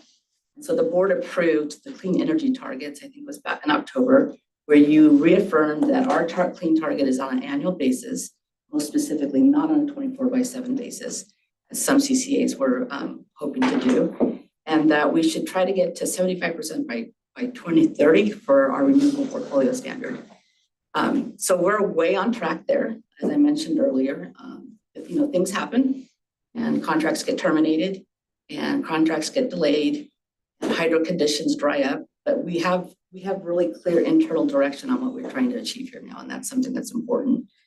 There's still, again, a lot of challenges with this one and opportunities. So for that reason, we're recommending that we keep it in with a different focus now. It's not so much a focus about telling us what our North Star should be on our clean portfolio, but it's like looking at our portfolio and making sure that in the context of what happens at the state level, whether it's through the clean, the reliable and clean power procurement program, the RCPP, or through the central procurement entity that the state has set up, that we don't over procure or procure something that's not going to make sense, that we optimize our current resources for compliance and to minimize risk and to increase value to the portfolio so that ultimately this reduces our customer costs. So that's our focus, is more like how do we do the best of with what we have. This one. So expanding offerings to our C&I customers. Again, we've made a lot of progress here. This is one that takes years to really make a dent because you have to invest in these relationships. We have to earn their trust. When we go in and tell them that we want to be their energy partner or advisor, they have to believe that we are going to be that person for us. And so they almost have to come to us. And so we have made progress. And one of the big things that we launched this year was the C&I decarbonization program. We already have 6 customers enrolled in this program. And so that's tremendous progress. So, this is one of its first of its kind, I believe, where most of these programs were focused on water and energy efficiency. Nobody really focused on reducing decarbonization at a C&I site. So, but this again is going to be something that we continue to prioritize every year. And it's becoming more and more critical as we look at new loads coming into our service territory, including data centers and more AI type centers. And they carry benefits that they're fairly large loads, but they also carry other challenges that they're also very energy intensive and they can also use a lot of water. And so there's other things there. So, but we think that's an opportunity actually for us to reformulate how we approach that type of load in these types of customers. So we're recommending keeping this as a priority as well.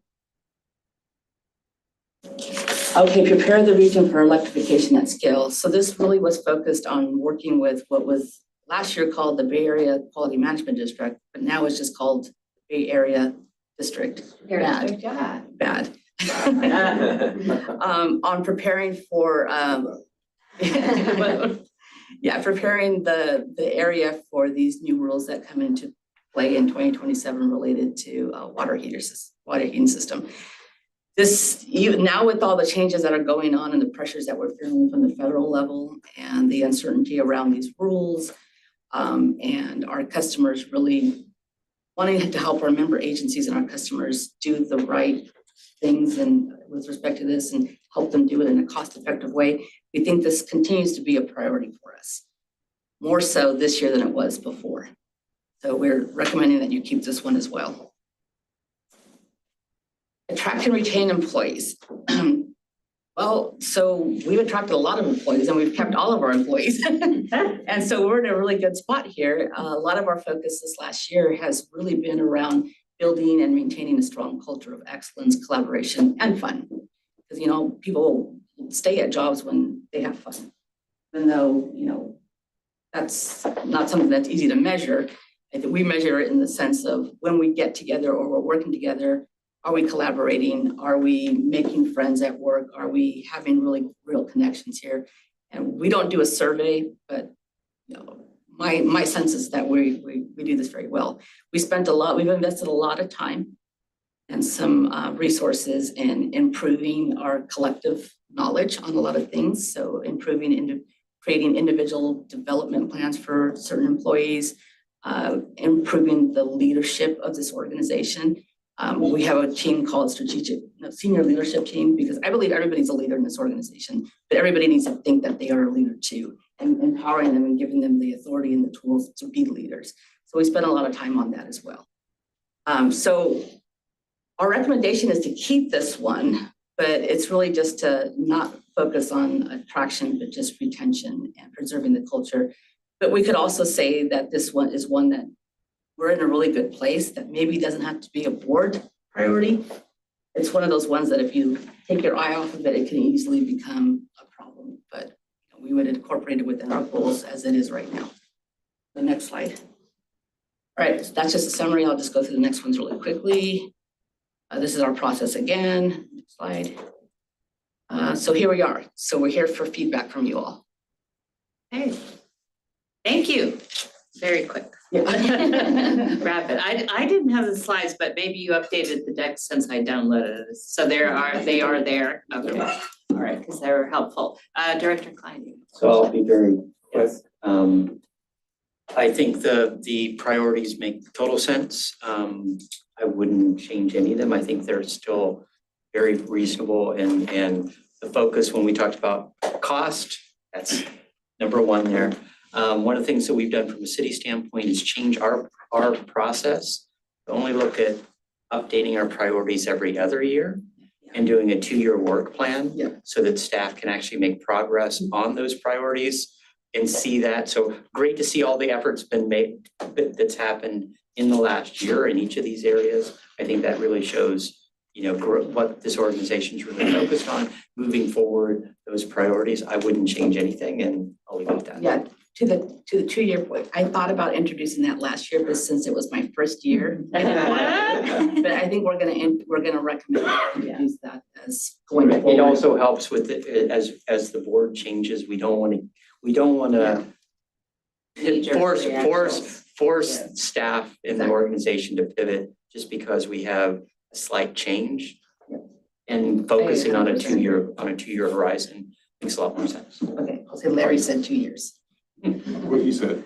What he said? Okay, that's very succinct. I definitely want to also echo Vice Chair Klein's comments, and I see progress on all fronts. It's very obvious. So that my only comments really would be just any more that we can do for affordability. Always, I know that is obviously one of our, it's SFA number 1 actually, and with SFA 4, like scaling up, obviously we're always pursuing that. I will go back again to this light bulb that went over my head about the possibility for, I really think it's something that we should look into of the write-offs factor, to motivate, because that's a year after year thing for home, people have tenants in their house, like, well, what am I gonna do for my write-off this year?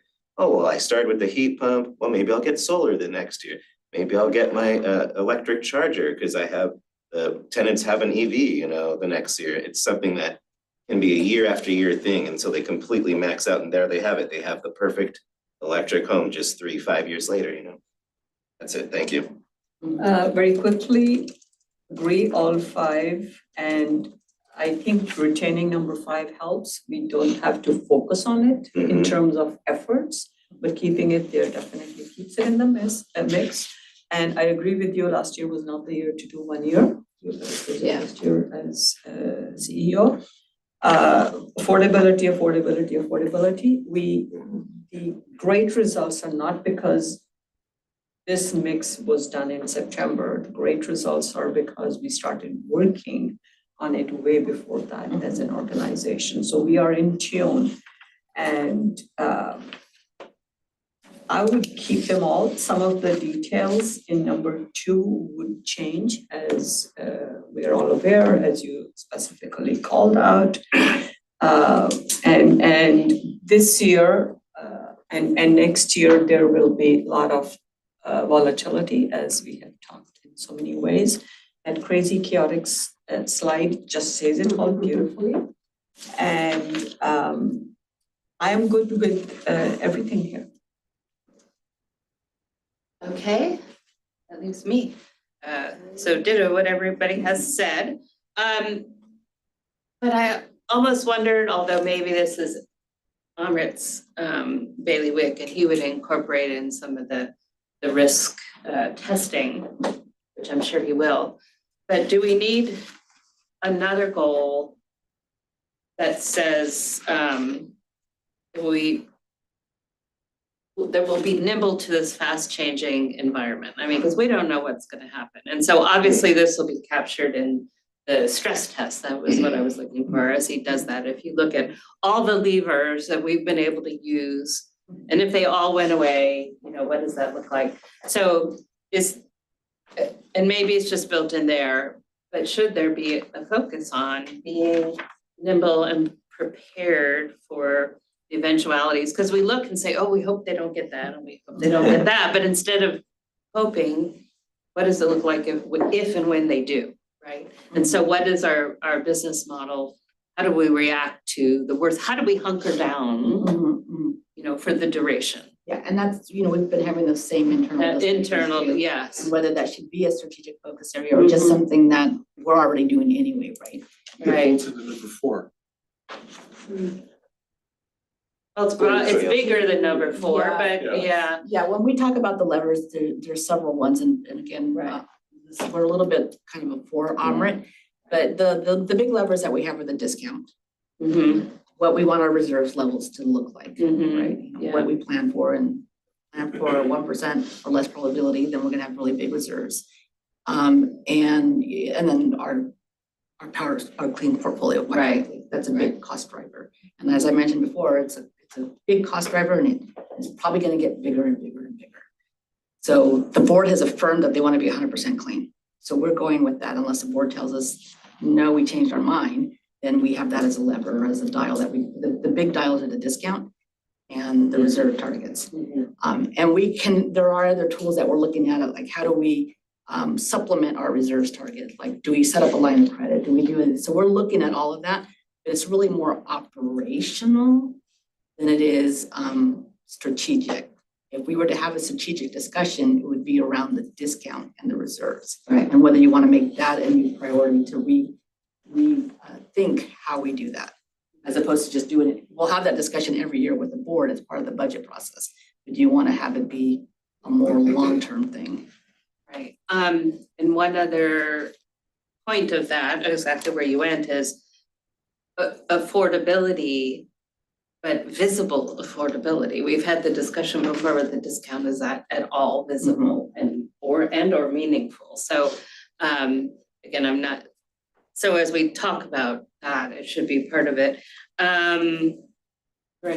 Just a quick question, sorry, in the interest of time, I missed it. What I had marked is the point that is just being made about the Monica, you said we are financially in a good position, but at the same time, Amrit will talk about the risk assessment, understood. So my question that I earlier jotted down was, so how is it connected, or where rather, in the strategic focus areas? And maybe some of the language can be changed in one of these to bring that out.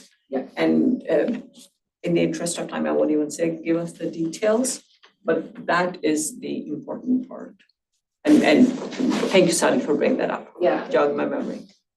And then I'm gonna bring one that we haven't touched on before, and I'm not suggesting we discuss it here, and it wouldn't be a strategic focus area necessarily, but it does tie on to what I was just saying, being nimble and prepared for whatever the, hunkering down in the environment looks for. If there are other CCA failures, what would we do about that? Would we be in position to acquire, say, our neighbors next door and grow? So because we have reserves, I think we're in stronger position. So are there weaker ones that are gonna lose it in this environment? And what do we do about that? Let's not cover it today. But I am throwing it as a real possibility of something that, think about just a little bit, but not today. So. Okay, and we haven't done public comment. Do we have public comment? Yes. Carney, It's yes. another opportunity. Yes. So you may not know that there have been times in the past when CCAs in the Bay Area charged more than PG&E. And there was no obvious reduction in customer counts. So a weak CCA would certainly have the opportunity to raise their rates.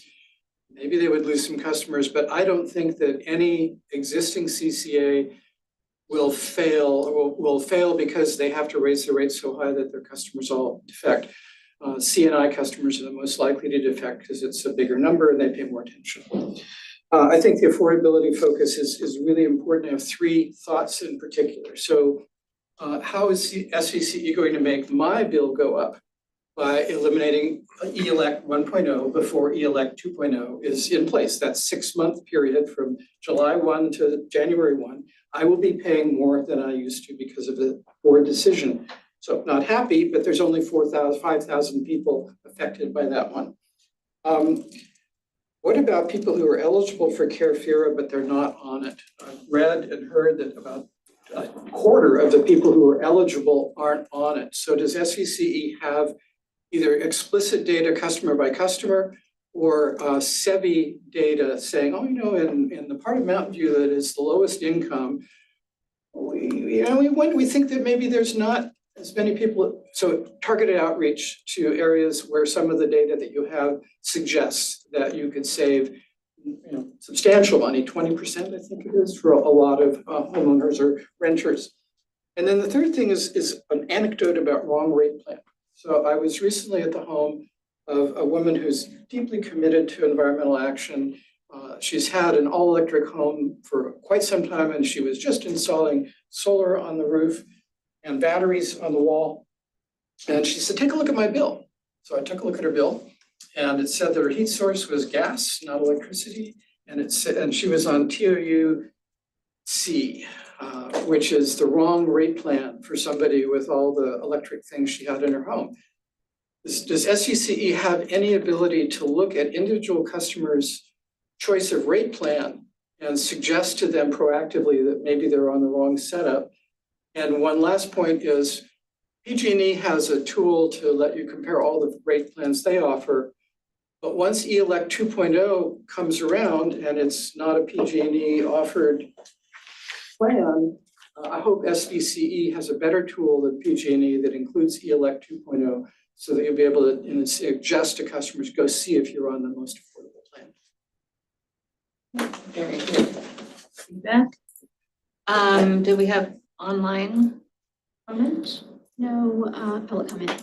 Okay, so do you have what you need from this discussion? I mean, I think so. we supported the existing, but we also threw a lot of else at you. And Yeah, as we go through the budget process and you see the Right. situation that we're in, we Yes. expect there to be maybe some evolution on these as well. Mhm. And so we may end up with slightly different things that we bring to the board when we bring the final. And so I think that that's just part of the process. And you expect this to be a regular item as opposed to consent?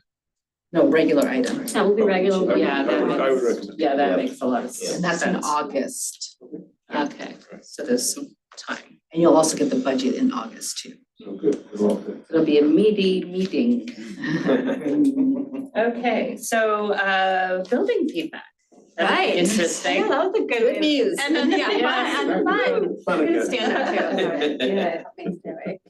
Okay, I know everybody's also getting hungry, so. Okay, I may not, okay, there we go. All right.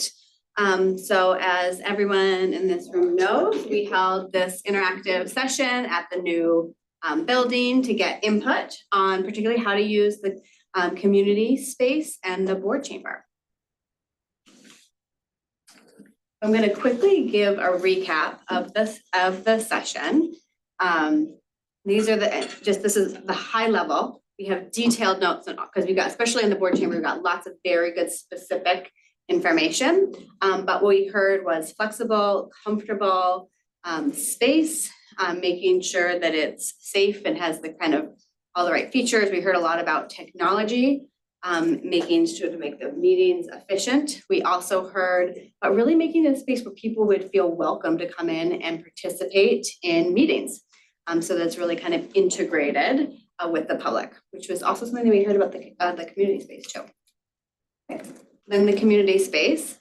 So we have these, we did a dot exercise. And so some of this, you can kind of count up the numbers, which dots went where, but there was also a lot of conversation. So the takeaways here and also the deeper takeaways try to reflect both that kind of more quantifiable prioritization exercise, but also with all of the feedback that we heard through the discussion.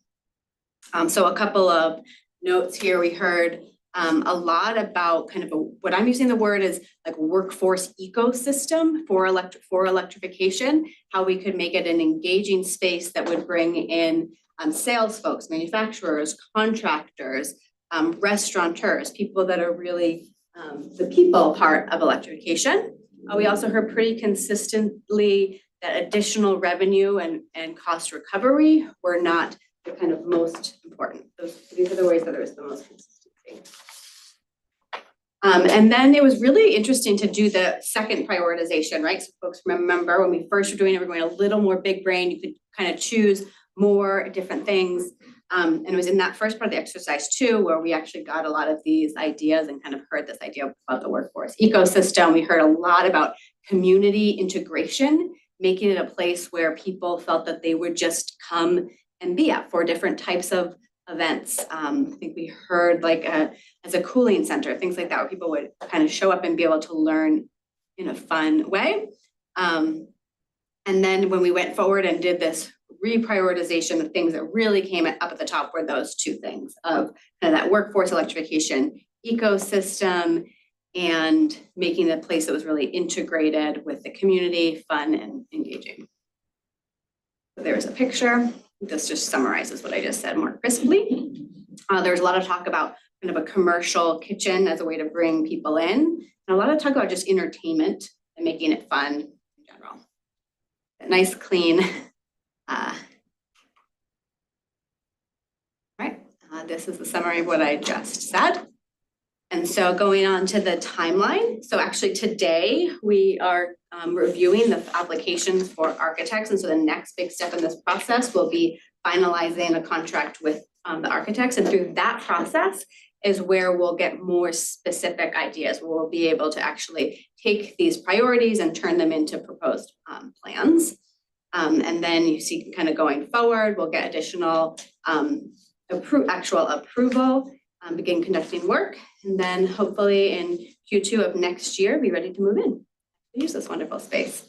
We did talk at the meeting, and this will also continue to come up as we go from priorities to concept and design. That will also require some work planning. So we may decide about different stagings of the construction and all of those sorts of things. So those are the key next steps. And if there's anything that I missed or anybody feels like they want to add or change in how we summarize the feedback, we'd be happy to hear your input. Very quickly, there's a lot of detail for both chambers. The only thing that I recall very specifically design-wise, which is not flexible, is the need for a raised dais for the board. Yes, that is true. Yep. That's the only thing I wanted. Yes. I thought it was a great event all around. I like that you invited both directors and alternates at the same time, and I also like that you invited the public, and also was surprised and tickled that you allowed them to vote, same as us. So it's just like, okay. You know, they wouldn't have been there if they didn't care. So I thought that all worked out. Absolutely. Just quick comment, especially after the survey, and affordability is top of mind clearly for folks. And so it didn't win on the board necessarily, but the community space in regards to like, I'm thinking about like affordability issues, like, Hanford, we did such an amazing thing there. It seems like great community organizations that are gonna really help the community there, like weatherization, for example, things of that nature.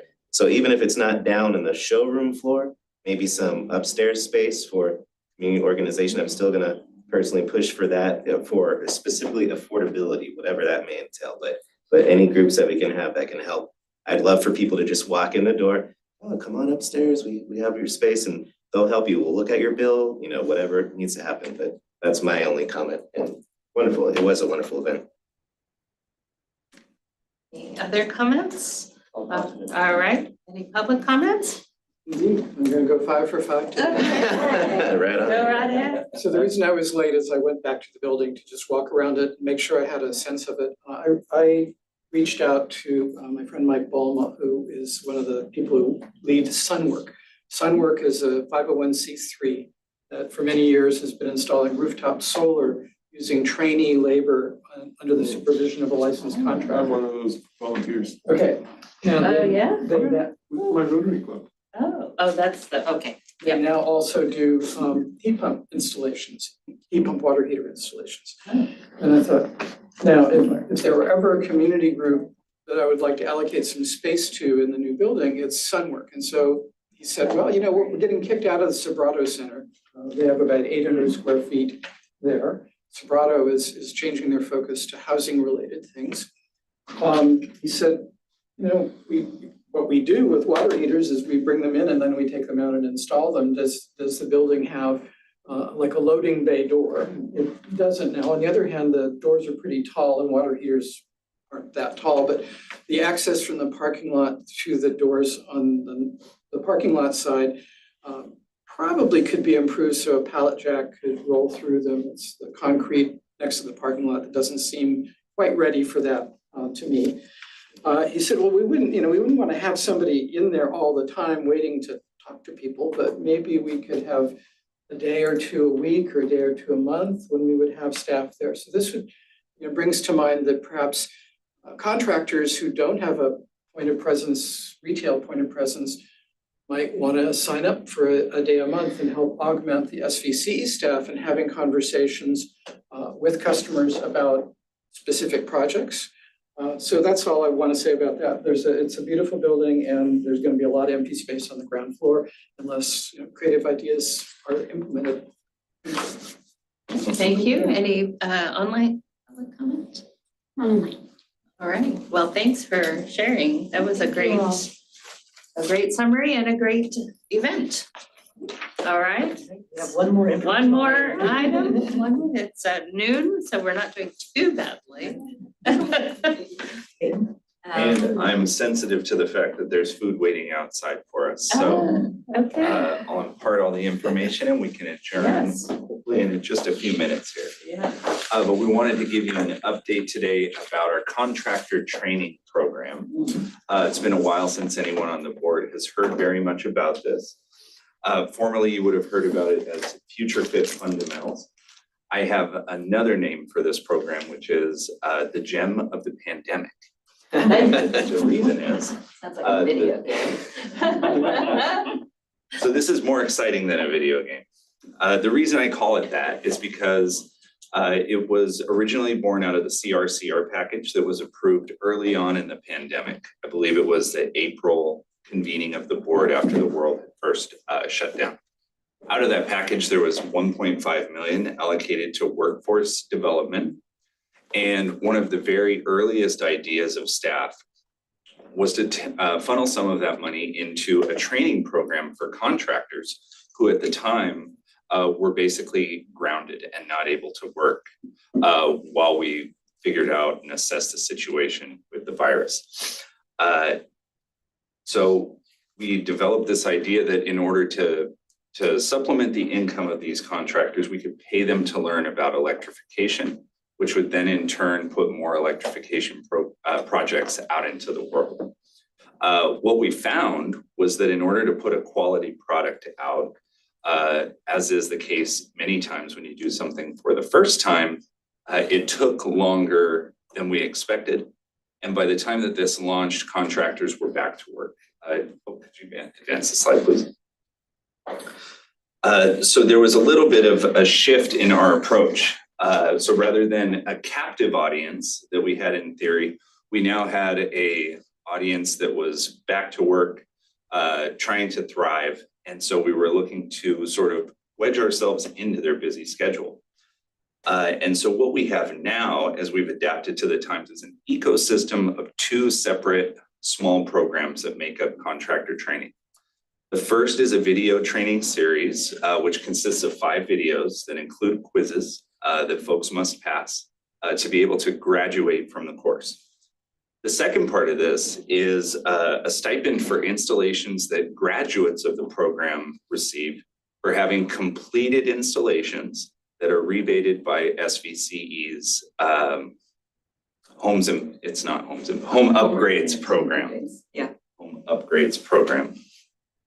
And so the goals shift a little bit. In addition to wanting to educate a diverse workforce, we've reached out to general builders, electricians, plumbers, HVAC, and solar contractors to invite them to take this. We're also looking to help convert these folks into almost a boots on the ground sales force for electrification. Go ahead. So what are we doing and how are we doing it? Well, the idea was always to incentivize these contractors with a little bit of money in their pocket to learn about SVCE's mission. And so when they take the the training course and pass all of the quizzes, they automatically receive a $500 stipend for having taken our training. Once graduated, they get an additional $500 up to $5,000 per year, so 10 installations, for completing projects through the home upgrades program. So where we are today is that we've had 296 completions of the training program, which is fantastic. So these could be business owners, these could be technicians who are outperforming the work. We don't put a cap on the number of people within a company who can take the training. Install bonuses is at 212, which is getting very near to parity with the number of people who have completed the training. But the interesting part is that that bonus has existed for half the time. So we're really seeing the bonus take off gangbusters. And it's really working to incentivize more installations as we had intended. The pie chart there shows us that roughly half of the projects that have been rebated through home upgrades program have been installed by contractors who have graduated the training. So this is really progressing nicely. Go ahead. Part of the reason for that is that we found this to be an incredibly powerful feedback loop, to have the integration really of 3 programs into just sort of one ecosystem that all synergistically supports each other. And so what we've got in this process off to the right is a journey map of how a contractor can continue to churn out electrification programs and receive rebates. And each time a new SVCE customer is also receiving a rebate for a project. Essentially, they enter the process at the top left, complete their training, and they're paid for the first time. With the additional incentive of the bonus stipend, they may reach people that SVCE have not yet been successful in reaching and speaking to about our rebates.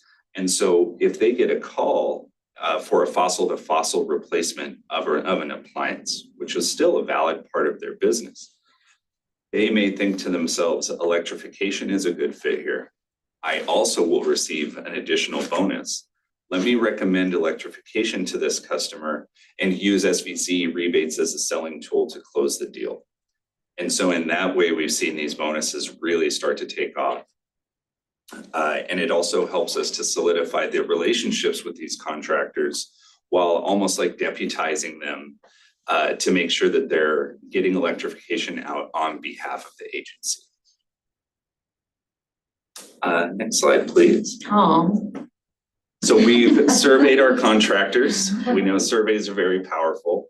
And the feedback that we've gotten on this program is overwhelmingly positive.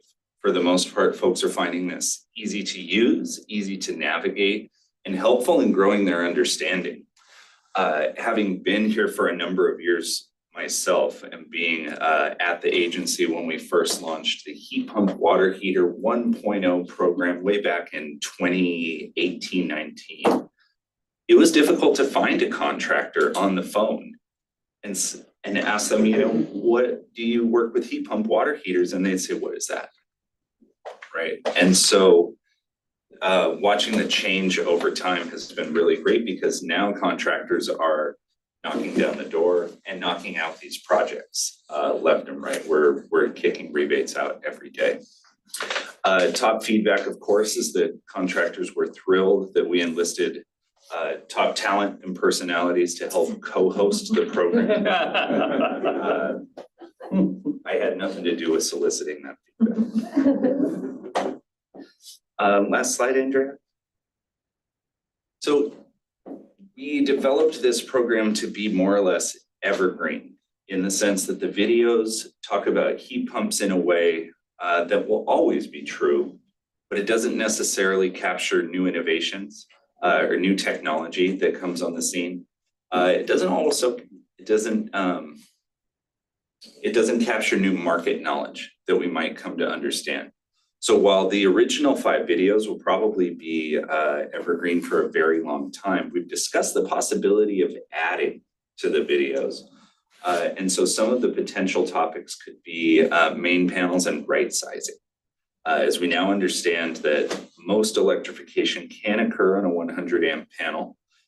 This saves customers money, it helps to ease strain on the grid. And we think it's important that contractors learn this early on their journey to making electrification part of the profitability of their business. And the other video series that we considered are covering some information about small commercial appliances that employ heat pumps. There's sort of a gap, I think, between the residential contractor, the very large industrial mechanical contractors, and then in the middle, there are those who may have a retail space or a small office space that don't need heavy mechanical upgrades, in which case many of the same types of appliances but a larger size may be appropriate. This also fits well with our business rebates program, which is led by Kayla on my team, where we're actually engaging with some of these small businesses and looking to help upgrade those appliances. So these are currently exploratory only. We have no firm plans to implement anything this year or next necessarily, but more so we have our ears to the street. And if there's clamoring from our contractors that want to hear about these new and exciting topics, we can potentially incorporate it into the program. Hey, thank you. That's exciting. Director Wally is ready. I'll be very quick and I'll roll some comment that I was going to make at the end of the meeting. The question is for this. So I'll start with the thank you, great presentation. Thank you for all the work. It's very exciting to see where we are today.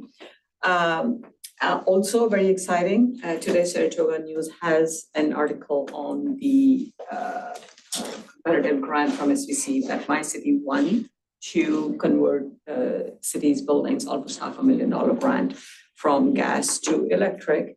And one of those, the historic home, is going to be a demonstration site and all of that. So how are the contractors going to know that those possible locations are there where they could showcase their work? Because that site is going to be having electric HVAC and heat pump, water heater, all of that. So I'm tying it to the contractor and pulling the rest of my comment, and thank you for to the whole team. But the question is specifically. So in that process, I assume there's going to be some sort of open solicitation to have the work Of course. done. Yeah. So the question is, how are we, the ones we are educating, how are we connecting more information? Where are the possibilities? I think that this is actually sort of a new world for the program. Currently, we're educating the contractors that have graduated, but maybe not participated in a home upgrades bonus. And so we're actively reaching out to folks who've taken the training, but not necessarily completed an installation. And we're working the same process vice versa. So if we have contractors who have done upgrades, but not taken the training, we're telling them, look, you're leaving money on the table every single time that you install. And so that's been effective. Where we have not really ventured in is taking SVCE's own internal knowledge about projects that are coming or on the forefront and spreading those out to contractors. Just a thought, and I did notice that 50% that are installing today have not taken the training.